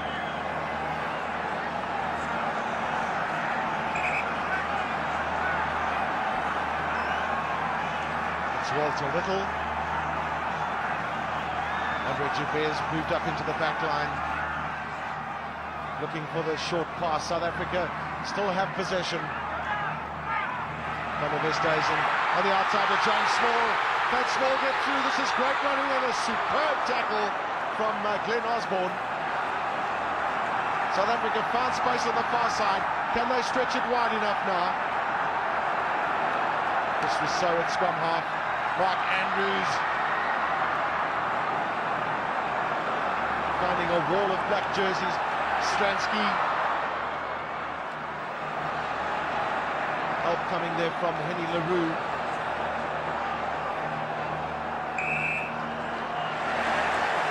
Good pressure coming from South Africa. Showing lots of positiveness in terms of moving the ball out wide to Stransky, and it was a good run by the winger. South Africa unable to keep the ball in born retention, and the referee giving the benefit of the doubt to New Zealand. He said roll away, and he decided they couldn't quite get away. And let's just have a look at this again. Well, Henny LaRue just getting some repair damage there from the medical team of South Africa. And here it is again out there. That's James Small. He sees a bit of a gap and trying to pick up some help from inside, but Lomu was between him and the man he wanted to pass to, and there in goes Osterrand. That's where they wanted to get the ball, and there was an All Black on the ground. The referee said he could not roll away from it. Now, what option do South Africa use? That's Andrew at the back. Once again, James Small has a chance. This is Andre Joubert. Well, New Zealand have such a well-organised defence. It's so difficult to get through, and complementing really what South Africa have shown in Rugby World Cup 95. Good, solid defence when it's needed. Despite the fact that New Zealand have conceded so many tries and relaxed themselves in the last 20 minutes of the match. Well, that's not likely to happen in a final at this level. Jones, as he's done on so many occasions for New Zealand.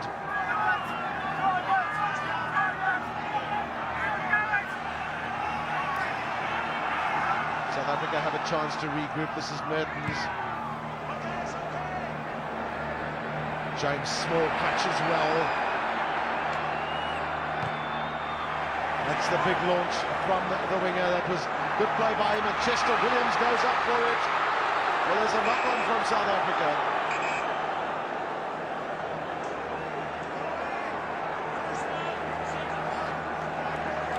There's two knock-ons. In fact, South Africa was the first, and that's why he couldn't wait for advantage. But not a bad effort by James Small, but giving away the advantage now to the All Blacks. Both teams have kept their errors down to the absolute minimum that is required in a match of this nature. And Andrew Mertens has very often been the man driving South Africa back into their own half. And New Zealand, having started to win the line-outs with more consistency at one stage of 8-all, you saw a moment ago New Zealand quite well ahead in the line-out count, and it's been mostly that great line-out forward, Ian Jones, who seems to pop up all over the place, and Andrew Mertens have had such a good game, controlling the game with all the good possession that he's been getting in the last 10 minutes. That's been through kicks and, of course, running it out to those dangerous backs of his. New Zealand take through well, gain the momentum from that ball turned ruck, and then this is Walter Little.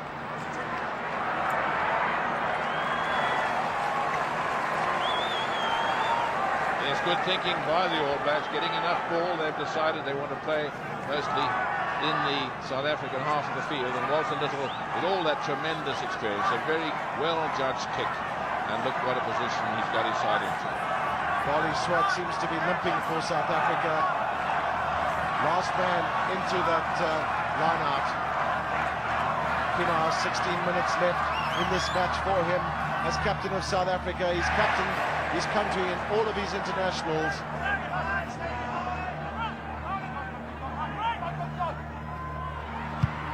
Stransky. Well, Stransky is wanting to show that he's equal to anything that Andrew Mertens can show for New Zealand. 9 points all. Heaven forbid, Chick, that we have a draw at full time. Well, I think the rules of the tournament are that they share the cup if there are no tries scored in the match.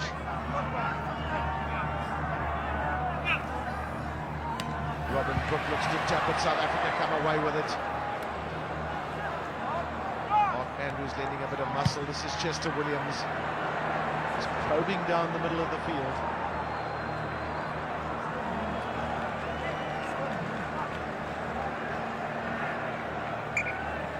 Both teams are very wary of making mistakes, and as we've seen so often in recent rugby, there are kicks down the middle of the field just to gain territorial advantage.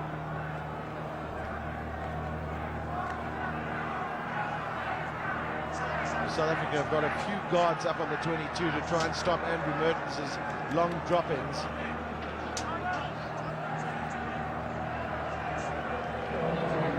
Graham Basham just getting some attendance. Well, the man on the replacement bench is Ant Strawn, and he'll come out for a while if Graham Basham leaves the field. That, of course, is not good news for New Zealand. And of course, it's blood, and so you hear the referee saying blood, guys, so he can come back as soon as he's stitched up. But Ant Strawn is a very experienced player. He played out earlier this season for North Harbour, and he had a magnificent game on that occasion.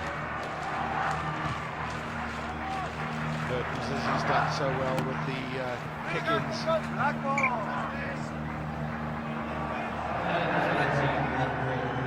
Critical last period of this match. Just 13 minutes left. Both teams locked at 9-all. That's Ant Strawn.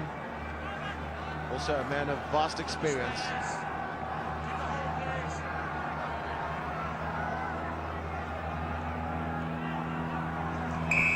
Well, it went to the back and there was virtually nobody pushing there. South Africa had closed the gap between the two lines. Strawn gets himself in quickly, and this is Mertens. It's a long kick from Mertens, but it was out on the full. Graham Small had done well because he was guarding that far touchline. Mertens, no real bother for him. He's kicked so prodigiously in this match. South Africa had a better territorial advantage in the first half, but New Zealand have been creeping back. Well, Chick Bali Swart once again looks like he's struggling, and one wonders if he's going to leave the field. And the replacement for him will be Gary Pagel. Well, Gary Pagel is a very fine player, but he is a man who's played nearly all of his rugby on the tight head side. And of course, if it's a scrum now to start again, the referee says wait for the replacement because there is a front row forward involved, but the referee said it's a line out. If it was a scrum, they'd have to wait. The doctor's got to clear it now. The doctor said okay, and that's Gary Pagel coming on. Well, what a big day for the young man from the Western Province. He has no time to get himself into this match. Just 12 minutes left, but a great opportunity for him.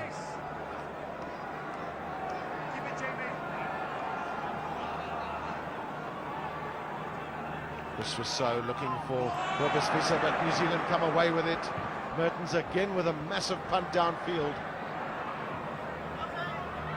Now Joubert, he's outside his goal line. Forced into kicking. Well, New Zealand, no doubt, will want to play down in the South African half and negate or try and get South Africa to make a mistake. Another penalty goal could well seal this match, although there's a full 11 minutes left. And of course, Gavin, if it's a draw at full time, there's another 10 minutes each way, and one wonders which side that will favour. South Africa at altitude, of course, New Zealand have played very well in a number of games at altitude, so they're both extremely fit sides. Tap down from the back. This is Ant Strawn. That ball was in school. Ant Strawn doesn't necessarily agree with it.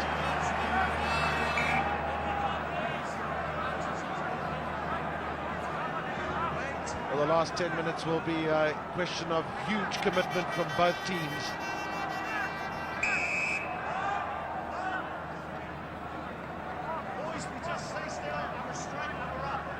Gary Pagel, good job for him in these last 10 minutes to keep that South African scrum steady. And the penalty has gone against Craig Dowd for the third time in the match for not keeping that scrum steady. Craig Dowd trying to exert his authority over the new man who's come on, knowing he's playing slightly out of position, and the referee, having warned them once, gave the penalty on the second occasion.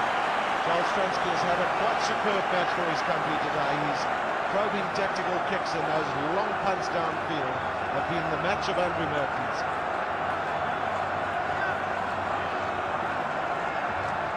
Question of tactics for this line out are critical. Cobus Visser's in the front. If South Africa can secure quality ball here, will we see a drop goal or drop attempt from Joel Stransky?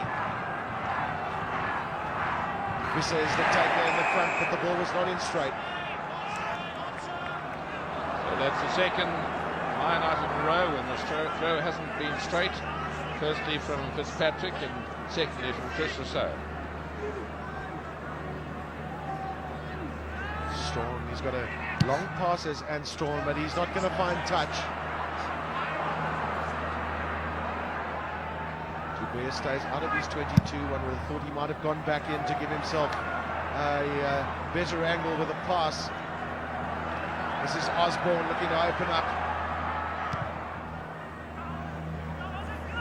Huge punt from him. Well, that's a magnificent kick from Glenn Osborne from the back. He's a man with so much confidence. And they call Aussie. That's no reference to any Australian roots. Aussie derivative of Osborne, of course. Now, important throw-in for Chris Rousseau, because if he's going to find that man, Cobus Visser, the throw-in needs to be straight.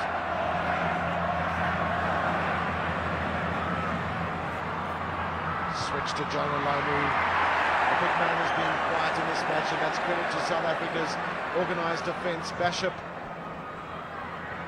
Back foot is Joubert. Will the bounce favour New Zealand? Yes, it does. Well, Chicknell, this will be the greatest test with the lineouts for South Africa in this match. They certainly are hard at it, and this is particularly difficult. With leader from your own line, you've got to get possession. You can't afford a mistake, and the All Blacks will be swarming through on Joel Stransky at the back. Well, South Africa have put Mark Andrews in the front. He's very explosive. No doubt it'll go to Andrews in the front, although Hannes Strydom is standing back. Big test for Chris Rousseau. Looks for Andrews and finds him.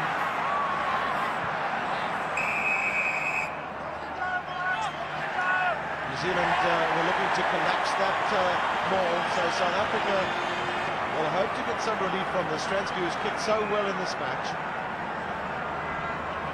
Yes, the law says you cannot pull them all down, and South Africa going quite well. He hasn't found touch. Osborne. Big punt downfield from Osborne. That's off the upright. Now this is dangerous. Can South Africa regroup themselves?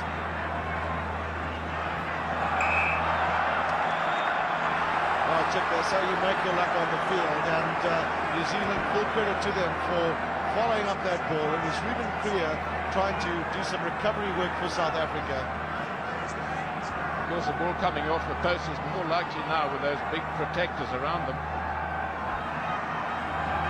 Joubert getting himself organised for this kick with the left foot. Lots of pressure coming from New Zealand in these last...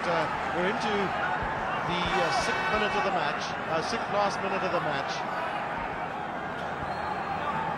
Now 5.5 minutes to go on our stopwatch. And of course, if it's a draw at full time, as we said earlier, it will be a full 10 minutes each way after you get a break of 5 minutes to change ends.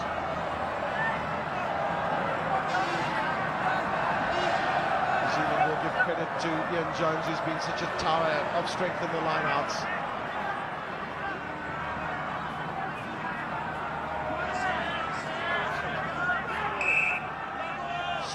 Strawn waiting for it, but New Zealand gained impetus from that catch.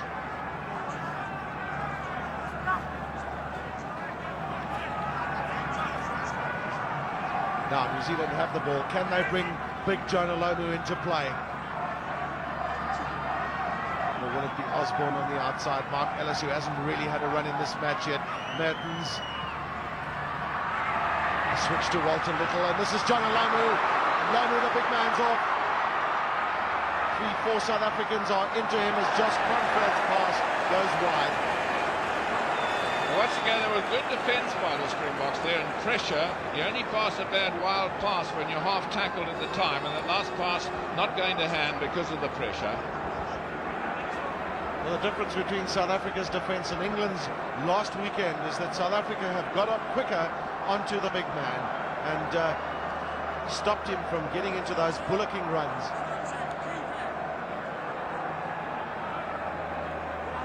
Rescue act wanted by both teams. Well taken in by South Africa. This Kobus Visser, back for his Stransky.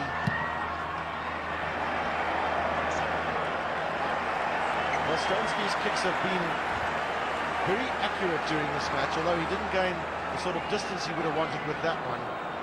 But New Zealand also will not be too concerned because their successes in the line-out, particularly in the second half, have been plentiful. That's Robin Brook, also played his role behind Ian Jones. Taken once again by Jones. It's almost like clockwork from the big man.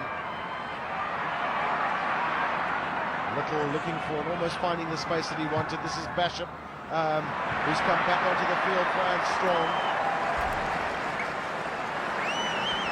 And once again, the relentlessness of the All Black pressure. Whenever they get a good ball, they string it around. When they want to get back in their opponent's half, they seem to be getting enough ball in order to do that. And they've obviously decided they must play it in the Springbok half of the field, so any penalties and mistakes can be converted into points, and South Africa will have to launch their attacks from way, way out from their opponent's try line. One of the lowest scoring matches in Rugby World Cup 95. 9 points all, 3 minutes left. New Zealand once again show their supremacy in the line-outs. Frank Bunce. Just Cronfeld was right on his shoulder. This is Mertens again. Has he got this drop goal? No, it's swung wide.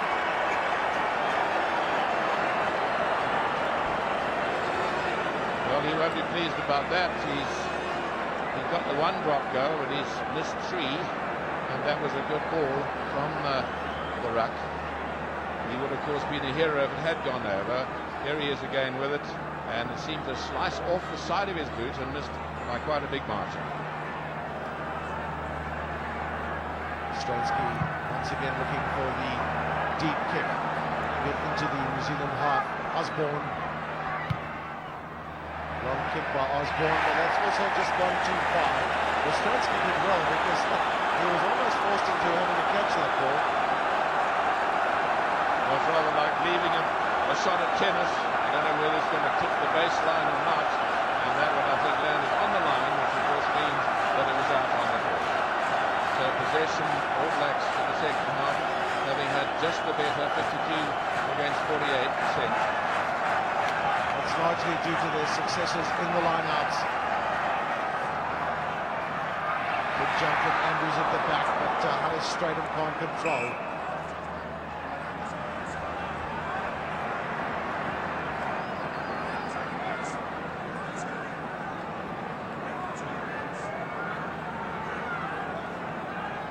Now, what does Basham do? He's got to get the ball first from Zinzan Brook at the back. Mertens going to keep the ball in play. That's Lomu going up for it. Well taken by South Africa. That was good play by James Small for South Africa. Went up for it and took it in the face of the big man. And the chances of an extra time getting greater and greater. By our stopwatch here, there is about 5 seconds of ordinary time left. Jabir will be the man to kick for South Africa, no doubt. Just make sure that it's a long way downfield. This is Osborne, and the bounce is favourable for South Africa. Osborne keeps it in. This is Chester Williams. Well, Osborne might have been guilty of just not letting that ball go out because South Africa, well, they don't have the advantage of the put-in at the line-out, although it seemed like that was the case, but they have the opportunity of this great attack, and Chester Williams following up well on that ball. A huge punt from Andre Joubert. A really lucky bounce might have let him in, but the bounce went the way of the All Blacks in the touch.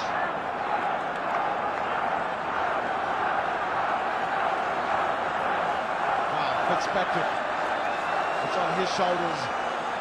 He finds Jones again. Jones so easily just going up with two hands, and then Bishop can bring the release. The control in the lineouts is so important, and Ian Jones has shown today for New Zealand that he's able to do that. Well, that's the closing score, 9 points all, and now there will be a 5-minute break. This is the first time in the match. 10 minutes of two halves, and after that, well, we'll discuss that situation, but a quick break for the players. The various personnel in support will come onto the field to discuss the situation, but 10 minutes each way after this.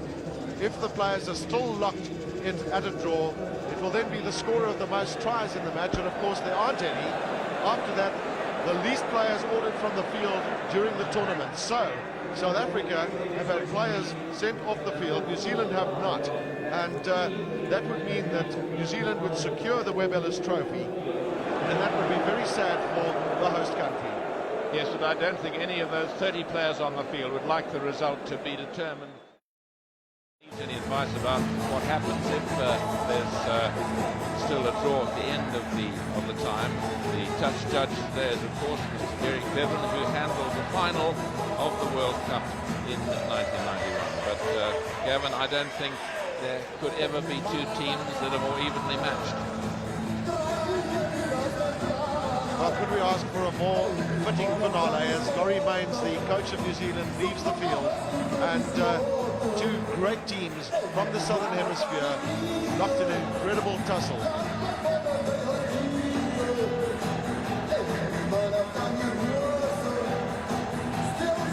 The sailors moved from their seat and flags are flying throughout Ellis Park.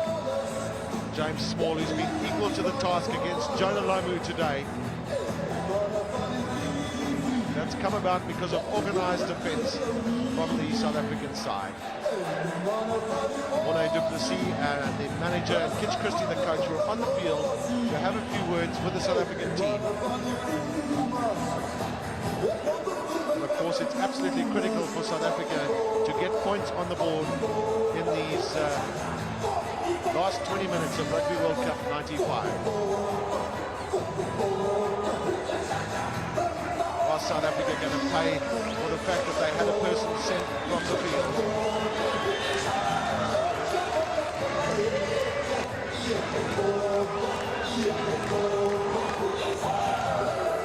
Colin Meads, the legendary former great All Black, alongside Sir Ewart Bell, the chairman of Rugby World Cup Limited.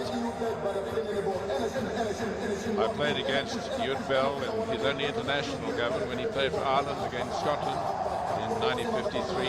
He was a quiet, very engaging character then, who was a very good player, followed every ball right to the death, and he was a fine opponent, a great chap to play against.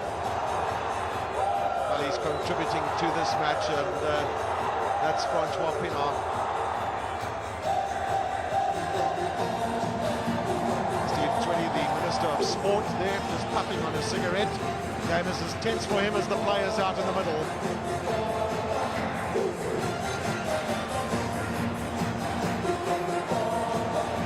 Well, it'll be a test of great character in these last 20 minutes of this match.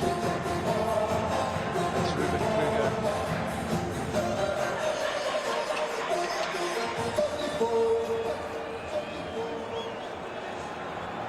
Well, these last 20 minutes of this match are going to be a great test of character and skill from two sides that have been so evenly matched. 9 points all, they're locked in at as Andrew Mertens will restart for New Zealand. And both teams will be guarding against making mistakes in these 20 minutes. 10 minutes each way in this extra time at Rugby World Cup 95. Sean Fitzpatrick, he's had the advantage of having played in a final and won in 1987. Only one for New Zealand. Mertens' start. Well taken by South Africa. Van der Westhuizen. Little Mark Ellis comes in from the right wing for New Zealand.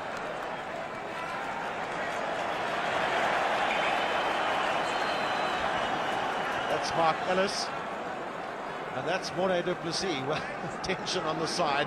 Poor Barley Swart in the middle has been unable to finish this match. Struggling with a groin injury. Now what does Stransky do? Looking to go inside. That's a hoist from him. Stransky did well to step inside. But Yapi Mulder was offside from that kick, so New Zealand, well, this is an opportunity for them. Yes, that's the law that changed a year ago. You're not allowed to advance at all until the kickers put you onside, and this could be a costly penalty for South Africa, because one feels it's in the range of Andrew Mertens here at nearly 6,000 feet above sea level. It's just in front of the halfway line, and Mertens has indicated to the referee that he's going to go for the posts.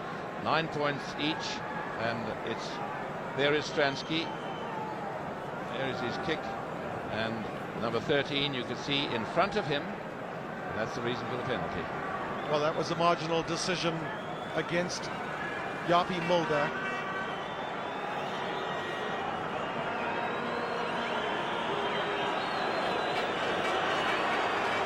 One of the most important kicks in young Andrew Mertens' career as an All Black.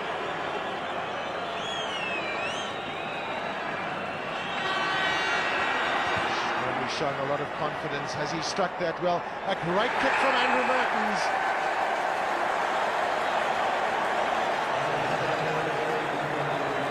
Well, he certainly had length in reserve, because it was high above the crossbar when it went over, and that is a very useful thing for New Zealand. Big jump from the New Zealanders. Robin Brooke and Ian Jones have been so good from the takes at those kick-ins. Basham onto Chester Williams. Well, that ball drifted out.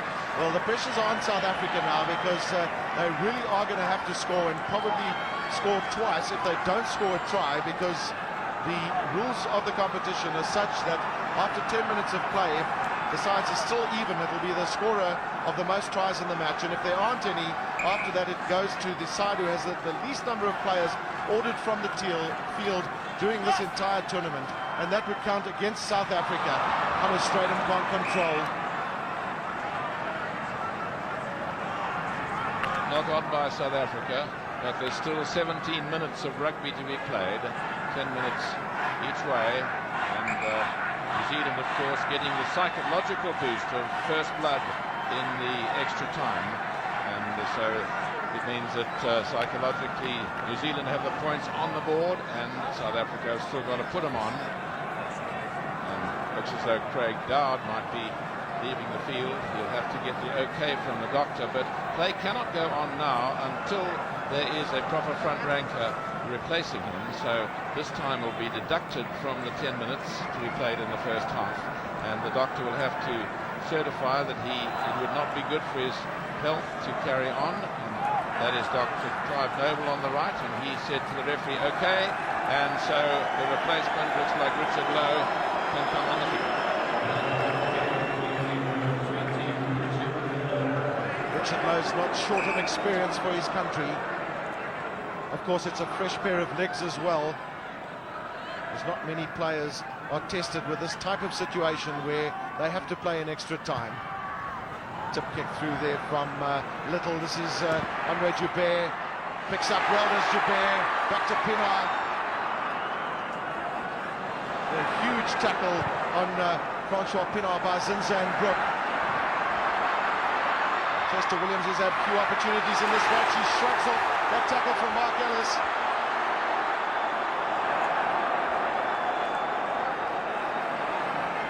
Extremely well done by Chester Williams. He kept that ball, and this is James Small.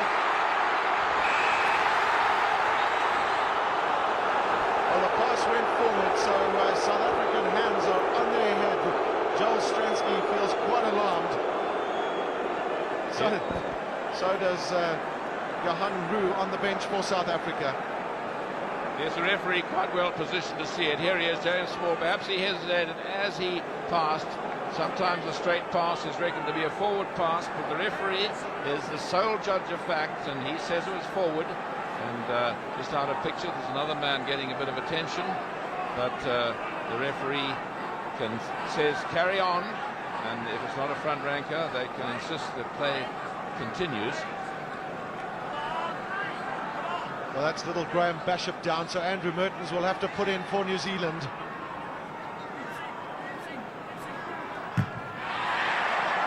Pick his charge down, and no players were offsides. New Zealand moving it wide. Frank Bunce finding space in the middle of the field. Bunce worms his way out of that tackle. New Zealand will want to keep coming left and try and bring Jonah Lomu into the game.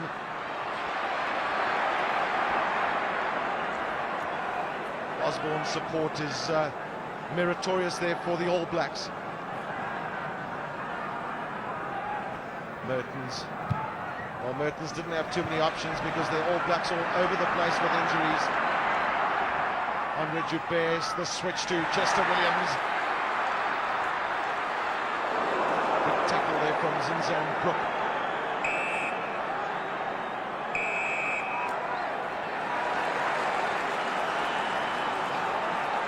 Well, Mark Andrews is down for South Africa, and Chester Williams was very, very heavily tackled.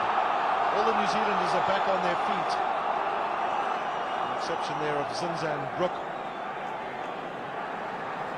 This is really energy-sapping stuff. Yes, Mark took a kick there. It looked quite an energy-sapping kick, and the referee has called Richard Lowe over to be reprimanded. And we'll see if we can hear what he says. He's also going to consult with the touch judge.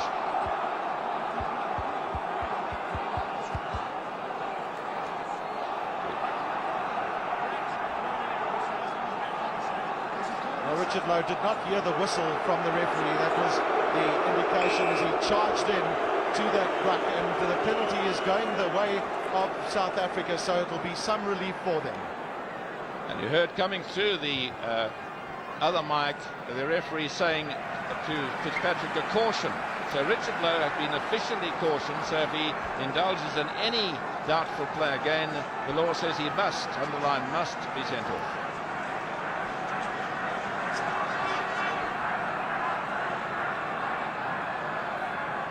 So looking in the front for Mark Andrews. Well, the All Blacks closed that line out too quickly. So South Africa have the free kick. They will not be able to kick a goal. Tactical appreciation from Francois Pinault is critical. Once again, it's Peter Durant looking for some form of weakness in the All Black armour. Stransky, switch to Yapi Mulder. Mulder shrugs off that first tackle. It was good play by the big centre.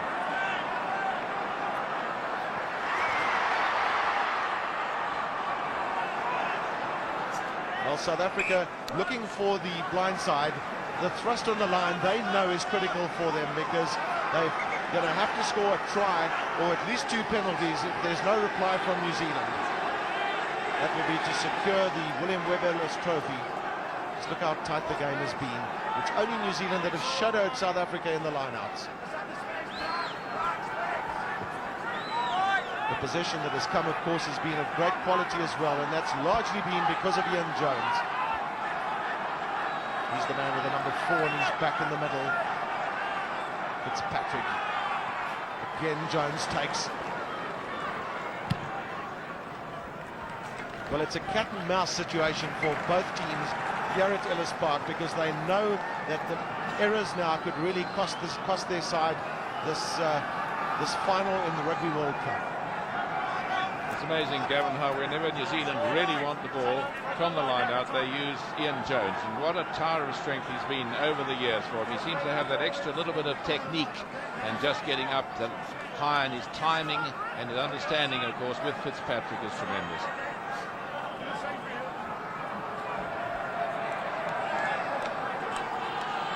Chris Rousseau looking for Hannes Straden. That's the tap down. It was well played by Peter Durant. Get New Zealand into the back foot. Stransky. This time the South African midfielder onside. That's the tap down. Pagel picks up. Well, penalty's gone South Africa's way because New Zealand went over the top there. Stopped that ball from coming out.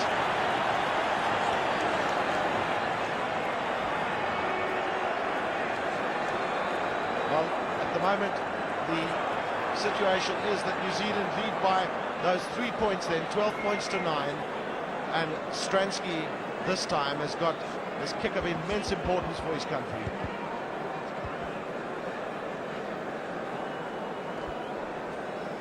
Well, just spare a thought for Stransky, difficult situation. There's the up and under, and a very good one because it's high enough, it lands outside the 22, no one to do a mark, back it comes, and Gary Pagel going down and on. Everyone's got to be behind the last line of feet, and the referee had judged that some of the All Blacks were not. This is his kick of great importance from Stransky. Yes, he's got it. Well, remember that we have 2 halves of just 10 minutes in this extra time playoff, and we've had then the 2 penalties, one from Mertens and one from Joel Stransky.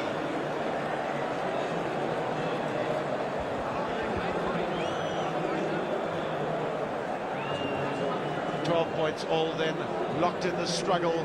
Just 10 minutes left of Rugby World Cup 95. There will be no extra time after that, and then we are into the permutations. Joel Stransky, neither he nor Andrew Mertens have been found wanting when the critical situation arrived for both their respective countries.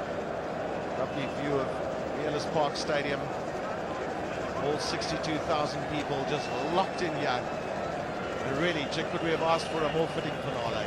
Well, I'm wondering what all the press reporters are thinking. They're trying to coin new words, new superlatives to try to describe the tremendous feeling in this whole ground. 62,000 people feeling the tension. And Gavin Johnson there and Paulie Swart, they must be feeling tense.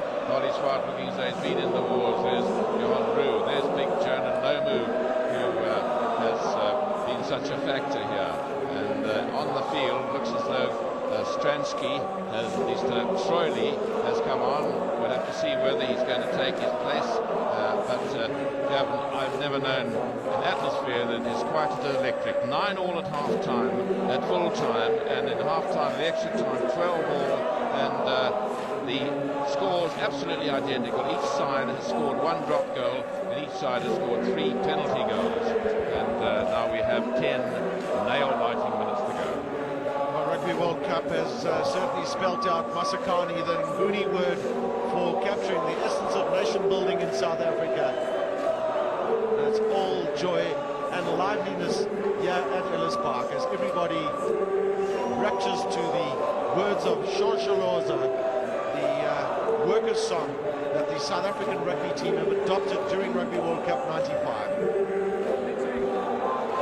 One wonders how the players are feeling now. They've been through not only an exhausting 82-odd minutes, they've had another exhausting 11 and a half, and now they've got at least 10 to go. There in the middle is there's the chairman of the World Cup sitting next to Mr. Mandela, and Francois Pienaar showing all the tension he must be feeling, perspiring and wondering whether to change the game. He can change it. What can they do to try to get through this All Black defence? Not a try scored in the whole match, and one feels that the first team to score a try could well run out the winners of this tense match. Well, Mark Andrews is the man who's left the field for South Africa and been replaced by Rudolf Strauly. Tactically, that's a good move. Strauly used to the number 8 position, a pair of fresh legs for his country, and both teams then having had men having left the field. The All Blacks 4, South Africa 3. That's Ruben Creer, and this is Joel Stransky. First man for South Africa is Hannes Strydom, but the All Blacks control well. Joubert catches in his 22. It's no bother for him because he'll want to chase the All Blacks right back. A massive punt from him. South Africa's chances now really rest on them spending these 10 minutes in the New Zealand half of the field and converting into points. If it's kicks, it'll have to be one possibly from Stransky, and New Zealand will be guarding against making errors. Andrew Mertens just having a word with Sean Fitzpatrick as to what he wants from this dropout. No doubt it'll be one deep.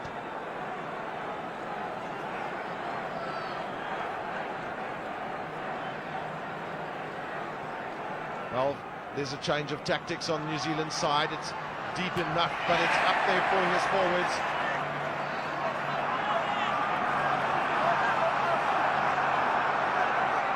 Taken on by Ruben Kriel. New Zealand has tried to turn him to face their posts. Stransky, and up goes Henny LaRue. Was there a knock-on coming from New Zealand? Yes, and South Africa will be delighted because they can expect possession now. Their backs will be lining deep. All Blacks lining absolutely shallow, and it'll be attacking skills against tremendous defence.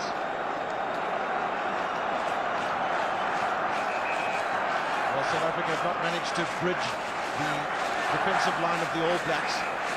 But Joel Stransky looked to try and drop. That's not something you see often from a set piece, from a set scrum in particular. South Africa channeling the ball well. That scrum's gone through the 90 degrees.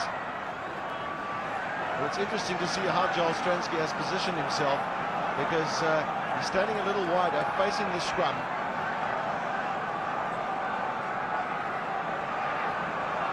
Van der Westhuizen, and Stransky looks for the drop. Has he got it? Yes, it's over. Stransky's dropped number 2 in the match, and South Africa are in the lead. 15 points to 12. Just 7 minutes of play left, and these will be the longest 7 minutes that those 15 players and these 62,000 people. Look at this again. Stransky under pressure from Mertens, and he gets his kick in. Beautiful, stylish kick, head down, follow through, and he is delighted. All the Springboks' arms went up in delight, but it's not over yet. Expect a surge from New Zealand. Long pass out from Jones. Mertens again. Little bunts. Ellis on the outside. Great play there by Mark Ellis in reading the game, but he can't take. Well, South Africa will have to put in at the scrum. 7 nail-biting minutes left. 3 points the difference, and New Zealand, there's a stoppage for Walter Little, who went down quite heavily. The rugby's been great. It's been a feast. The weather's played along. The spectators have enjoyed every minute of the spectacular. There's the man who's contributed all the points for the Springboks today. And there's even tension up in the VIP box. Dr. Louis Lake sitting next to Mr. Mandela.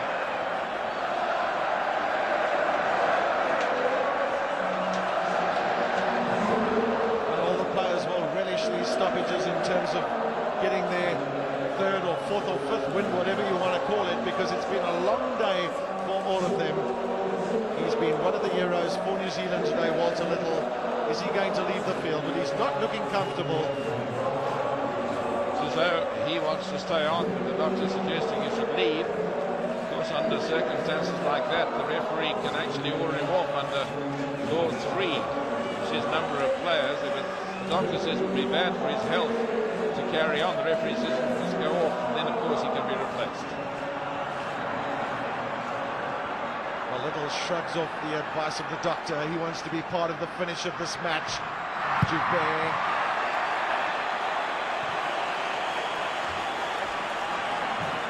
Into the last 5 minutes of this match then. Sean Fitzpatrick, with man of huge experience. The back of that line out is Ian Jones. He's been the mastermind. Robin Brook in the front. Back again to Jones. Tap down to Zinzan Brook. Another man who played in Rugby World Cup 87. Mertens. New Zealand just stuttering a little bit, and then Some good running by them. This is Mark Ellis, but he can't take that pass from Frank Bucks. The referee indicates it was a forward pass and a knock-on before it went out, so it'll be a scrum to South Africa.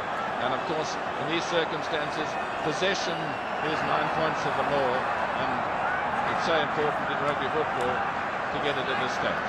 Francois Pienaar on the open side flank for South Africa says, don't make mistakes, chaps. The same message will be coming from Sean Fitzpatrick. Stransky, long kick down. Now Osborne, he's run so much in this match. Will he open up again? Great running by Osborne. Zinzan Brook now for the big man Lomu, he can't take. Wasn't a knock-on from him, and Josh Kronfeldt, he's been rather quiet in the match for the All Blacks.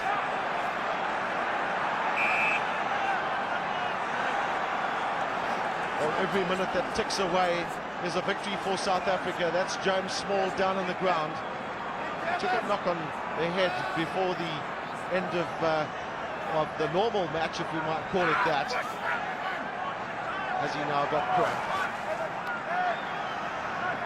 Cramp is something you would expect from a player that's been locked in a battle that's edging up towards the 100 minutes.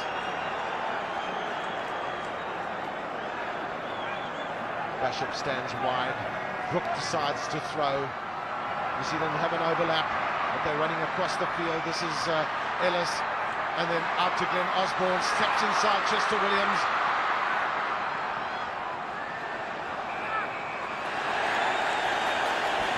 There's real seven-a-side stuff, and the referee says there was obstruction there, and the penalty to South Africa. And on my stopwatch, we've had 7 minutes and 20 seconds of the 10.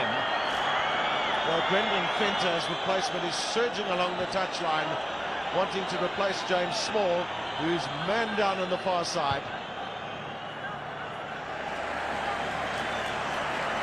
Problem is that the doctor's going to have to get across the field and give the indication and the message for Brendan Fenter to come onto the field. James Small will take no further part in this match.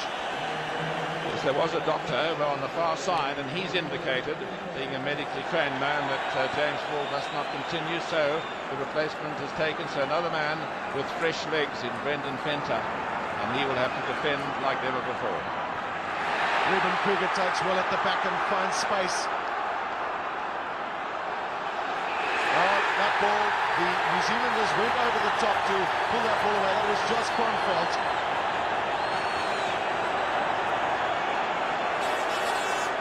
Referee does well to step in quickly to stop any eruption there. The All Blacks will be hugely disappointed by the fact that a penalty's been given against them, but it was the correct decision as they played the ball on the wrong side of the clock. Well, the referee, I think, did the right thing not to make a lot of the interruption, the dirty play, because there were a few punches thrown, one by Richard Lowe, who's on a caution, and one would have been very disappointed if a player was to be sent off at this stage of the game. There the ball is on the ground. That man, number 7, is playing the ball on the ground. That's the reason for the penalty. And then a little bit of irritable stuff happened after that. And now Stransky with a kick that will take a little time. There's 1 minute to go, but another 3 points would make it much safer for South Africa. There's but no time left in this match. South Africa lead 15 points to 12. Defence has been so good that this kick is so vital for South Africa, but it's not going to curl in. Well, the drama continues here at Ellis Park. New Zealand know that this might well be their last chance. Bishop taking his time.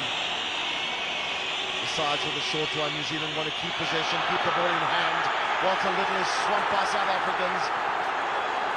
Good play that by Brendan Fenter. Well, South Africa have to put in, and importantly for them, they will want to control this scrum.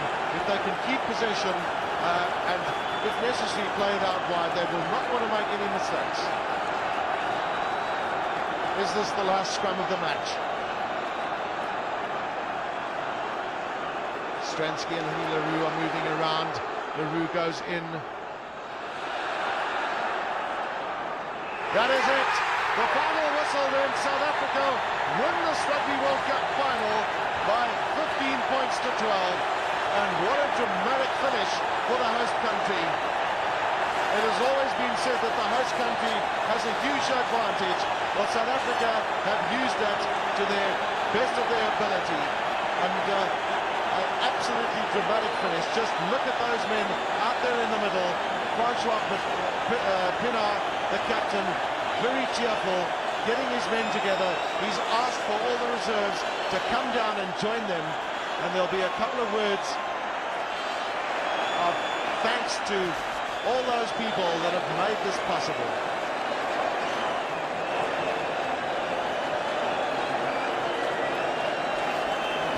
Spare a thought for the New Zealanders as they leave the field, but that's the joy in the Springbok camp.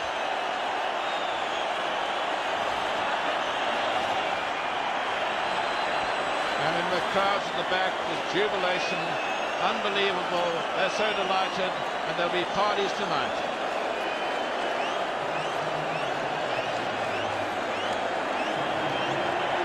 That was a dream for so many people, including Morne du Plessis, the manager, himself a former Springbok captain. And that's the New Zealanders then leaving the field. They're disconsolate. The South Africans are full of elation as they do a victory lap, and isn't that fitting that Francois Pienaar will lead his men around the stadium and say thank you, South Africa. Masakani, that Nguni word for capturing the essence of nation building, could not be more true. That's Johan Klaasen, the former Springbok coach, in picture there with Davy de Villiers, who himself captained his country from the scrum half position.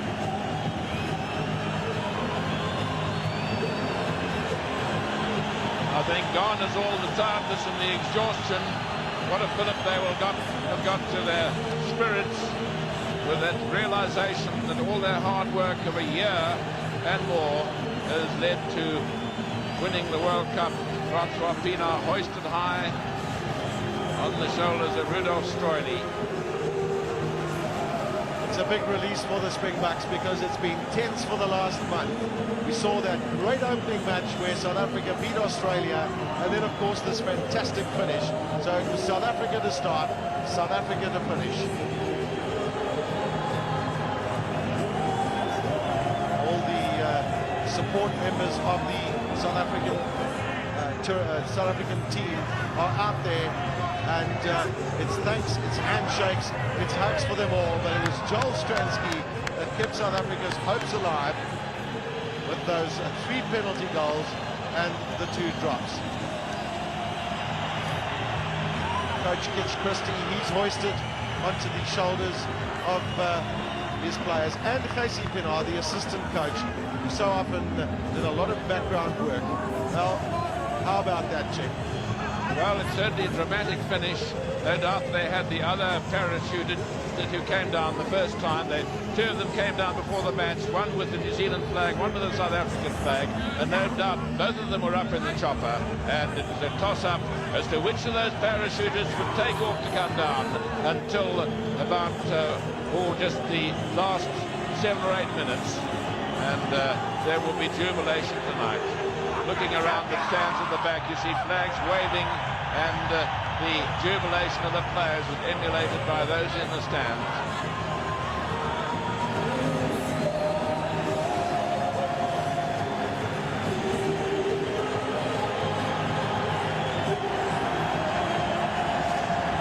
There's the message. Congratulations, South Africa, as it comes into the stadium. Isn't that a wonderful sight?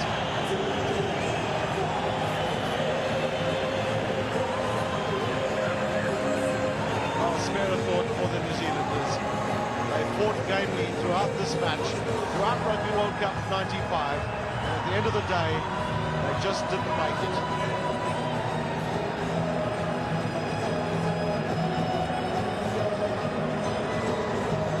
See you in Wales. That's quite a nice touch.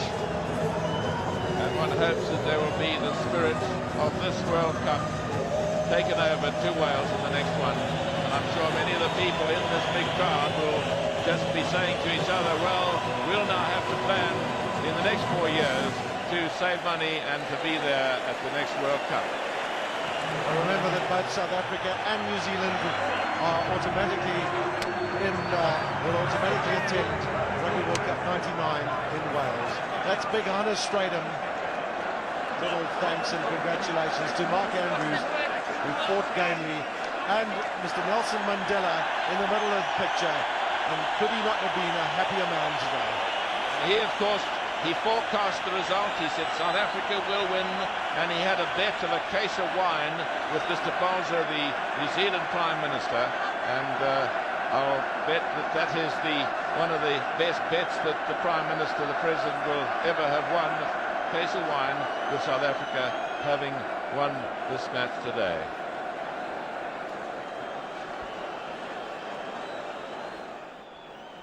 Francois Pienaar, you are the captain of the world champions. David, I don't know what to say. It's very emotional. The team has played superbly. It's been the greatest 6 weeks of my life, and too many people to thank at this stage. What a tremendous contest. Yeah, it was very tough. The All Blacks played brilliant rugby.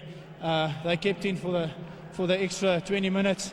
I want to take my hat off to them, playing a superb tournament, and well done, Sean, you and your men. Francois, and then we had 65,000 South Africans here today. Tremendous support. David, we didn't have 60,000 South Africans. We had 43 million South Africans.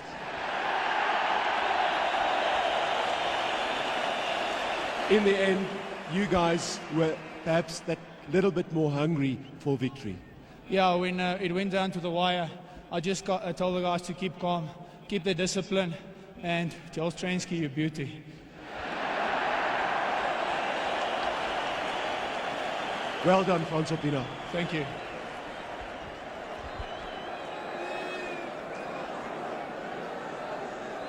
Well, we'll wait for the eruption when the William Webb Ellis Trophy is handed over to Francois Pienaar. It's all elation in the South African camp.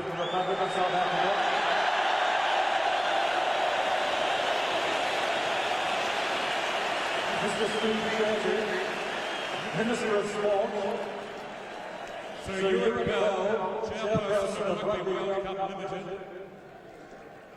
Monsieur Bernard Lapessé, Chairperson of the International Rugby Football Board, and Dr. Louis Late, President of the South African Rugby Football Union. I now call on our President, Mr. Mandela, to make the presentation of the William Webb Ellis Trophy to the captain of the winning team, Francois Pienaar.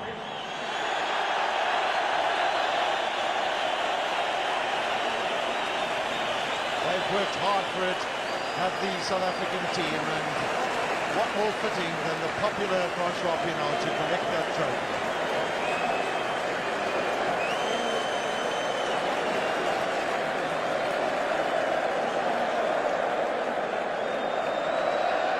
Wait for the roar when that is lifted. And just look at the elation on Mr. Mandela's face. A great occasion for him, clad in Francois Pienaar's number 6 jersey.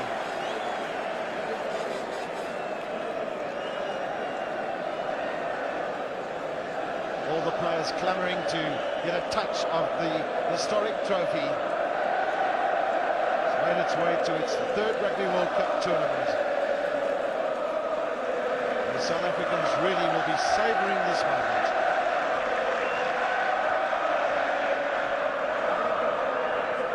Dr. Louis Late, the President of the South African Rugby Football Union. A little congratulation from him and Mr. Steve Twetty, the Sports Minister. Surely there must be another victory lap because everyone is still steadfast in their seats.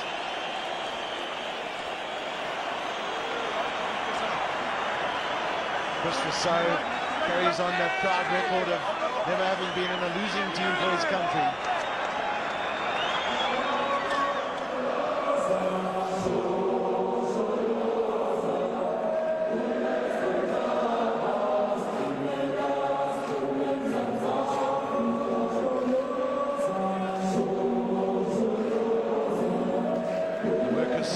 not be more appropriate in this stadium, Shosholoza, to send the South African team on their way. I think perhaps giving a word about the referee today, Ed Morrison, who entered the spirit of it. I thought he was superb in every way, particularly the way he allowed play to flow. He never blew his whistle immediately. He waited for the opportunity for advantage. And there are the All Blacks, very sportingly coming out again to acknowledge the crowd. Sean Fitzpatrick with number 2 on his back. Mr. Mandela again in the middle of the crowd. And he certainly looks delighted. Behind him, Monsieur Lapasse, the president of the International Board. And there's Kitch Christie being lifted up on the shoulders of Henny LaRue. There the All Blacks pick Lomu on the right. And she played so well. Ollie Swart, man who played for 70 in the first 80 minutes and went off injured. Well, it's very difficult for those All Blacks to have to enter the stadium again with the disappointment that's mirrored on their faces. But such is the sporting approach by the All Blacks that they've come out to say thank you to the people out there.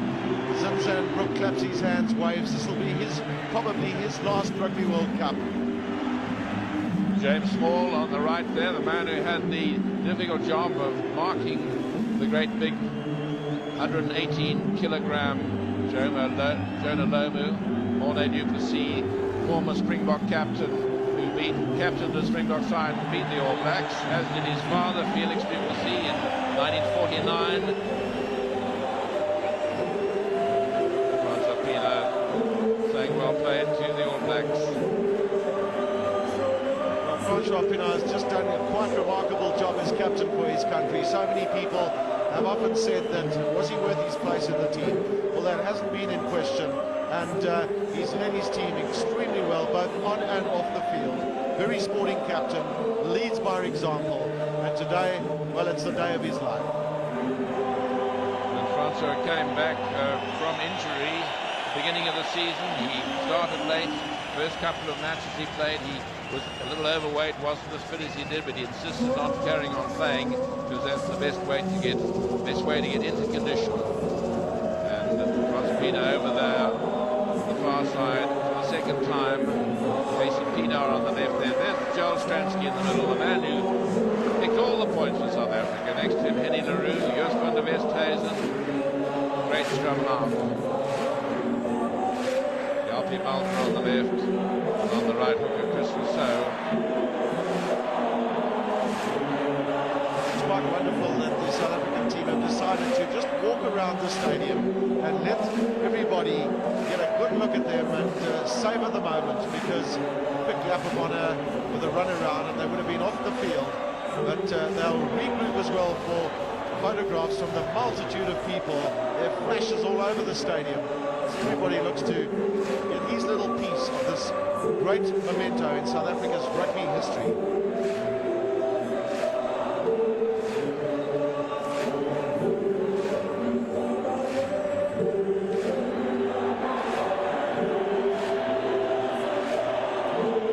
That's a decision that was obviously taken before this match. Check that we are the champions. On that wonderful song, of course, we are the champions of the world. Well, South Africa are the champions of the world until the next Rugby World Cup in 1999, and fittingly so, after having conducted a very, very successful campaign. And all credit to the organisation. I think the organisers have done a magnificent job. Hotels have coped, the tourist trade will get a huge boost from it.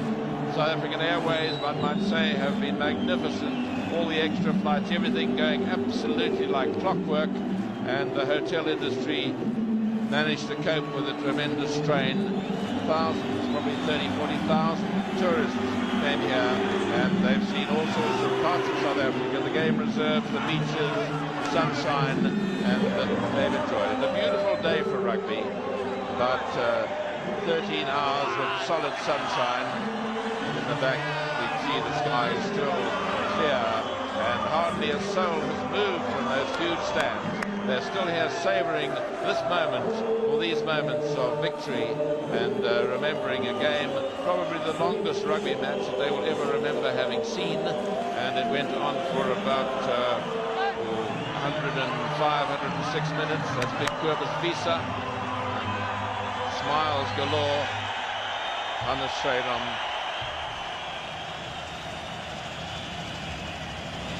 And looking down on this green sward of mixture of bent and rye grass, get watered every midday to keep the sun from destroying it. Chester Williams, a great favourite throughout South Africa, comes from Newlands, when some of the people there have nicknamed the field Chesterfield.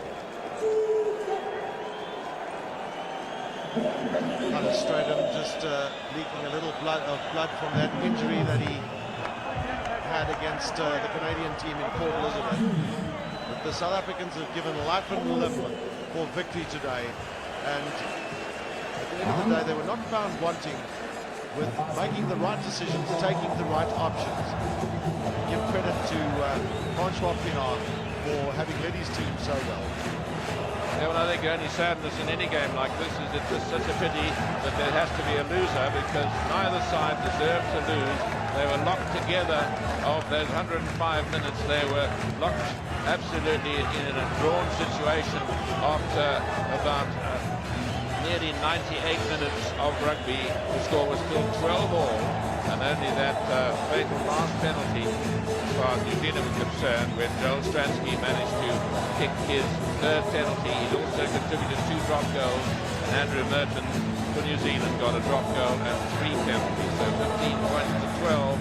One can't imagine a closer game than that. And the fact that it was a low-scoring match shows that the defensive qualities of both sides were absolutely superb. And that man, Francois Pinard, played the game of his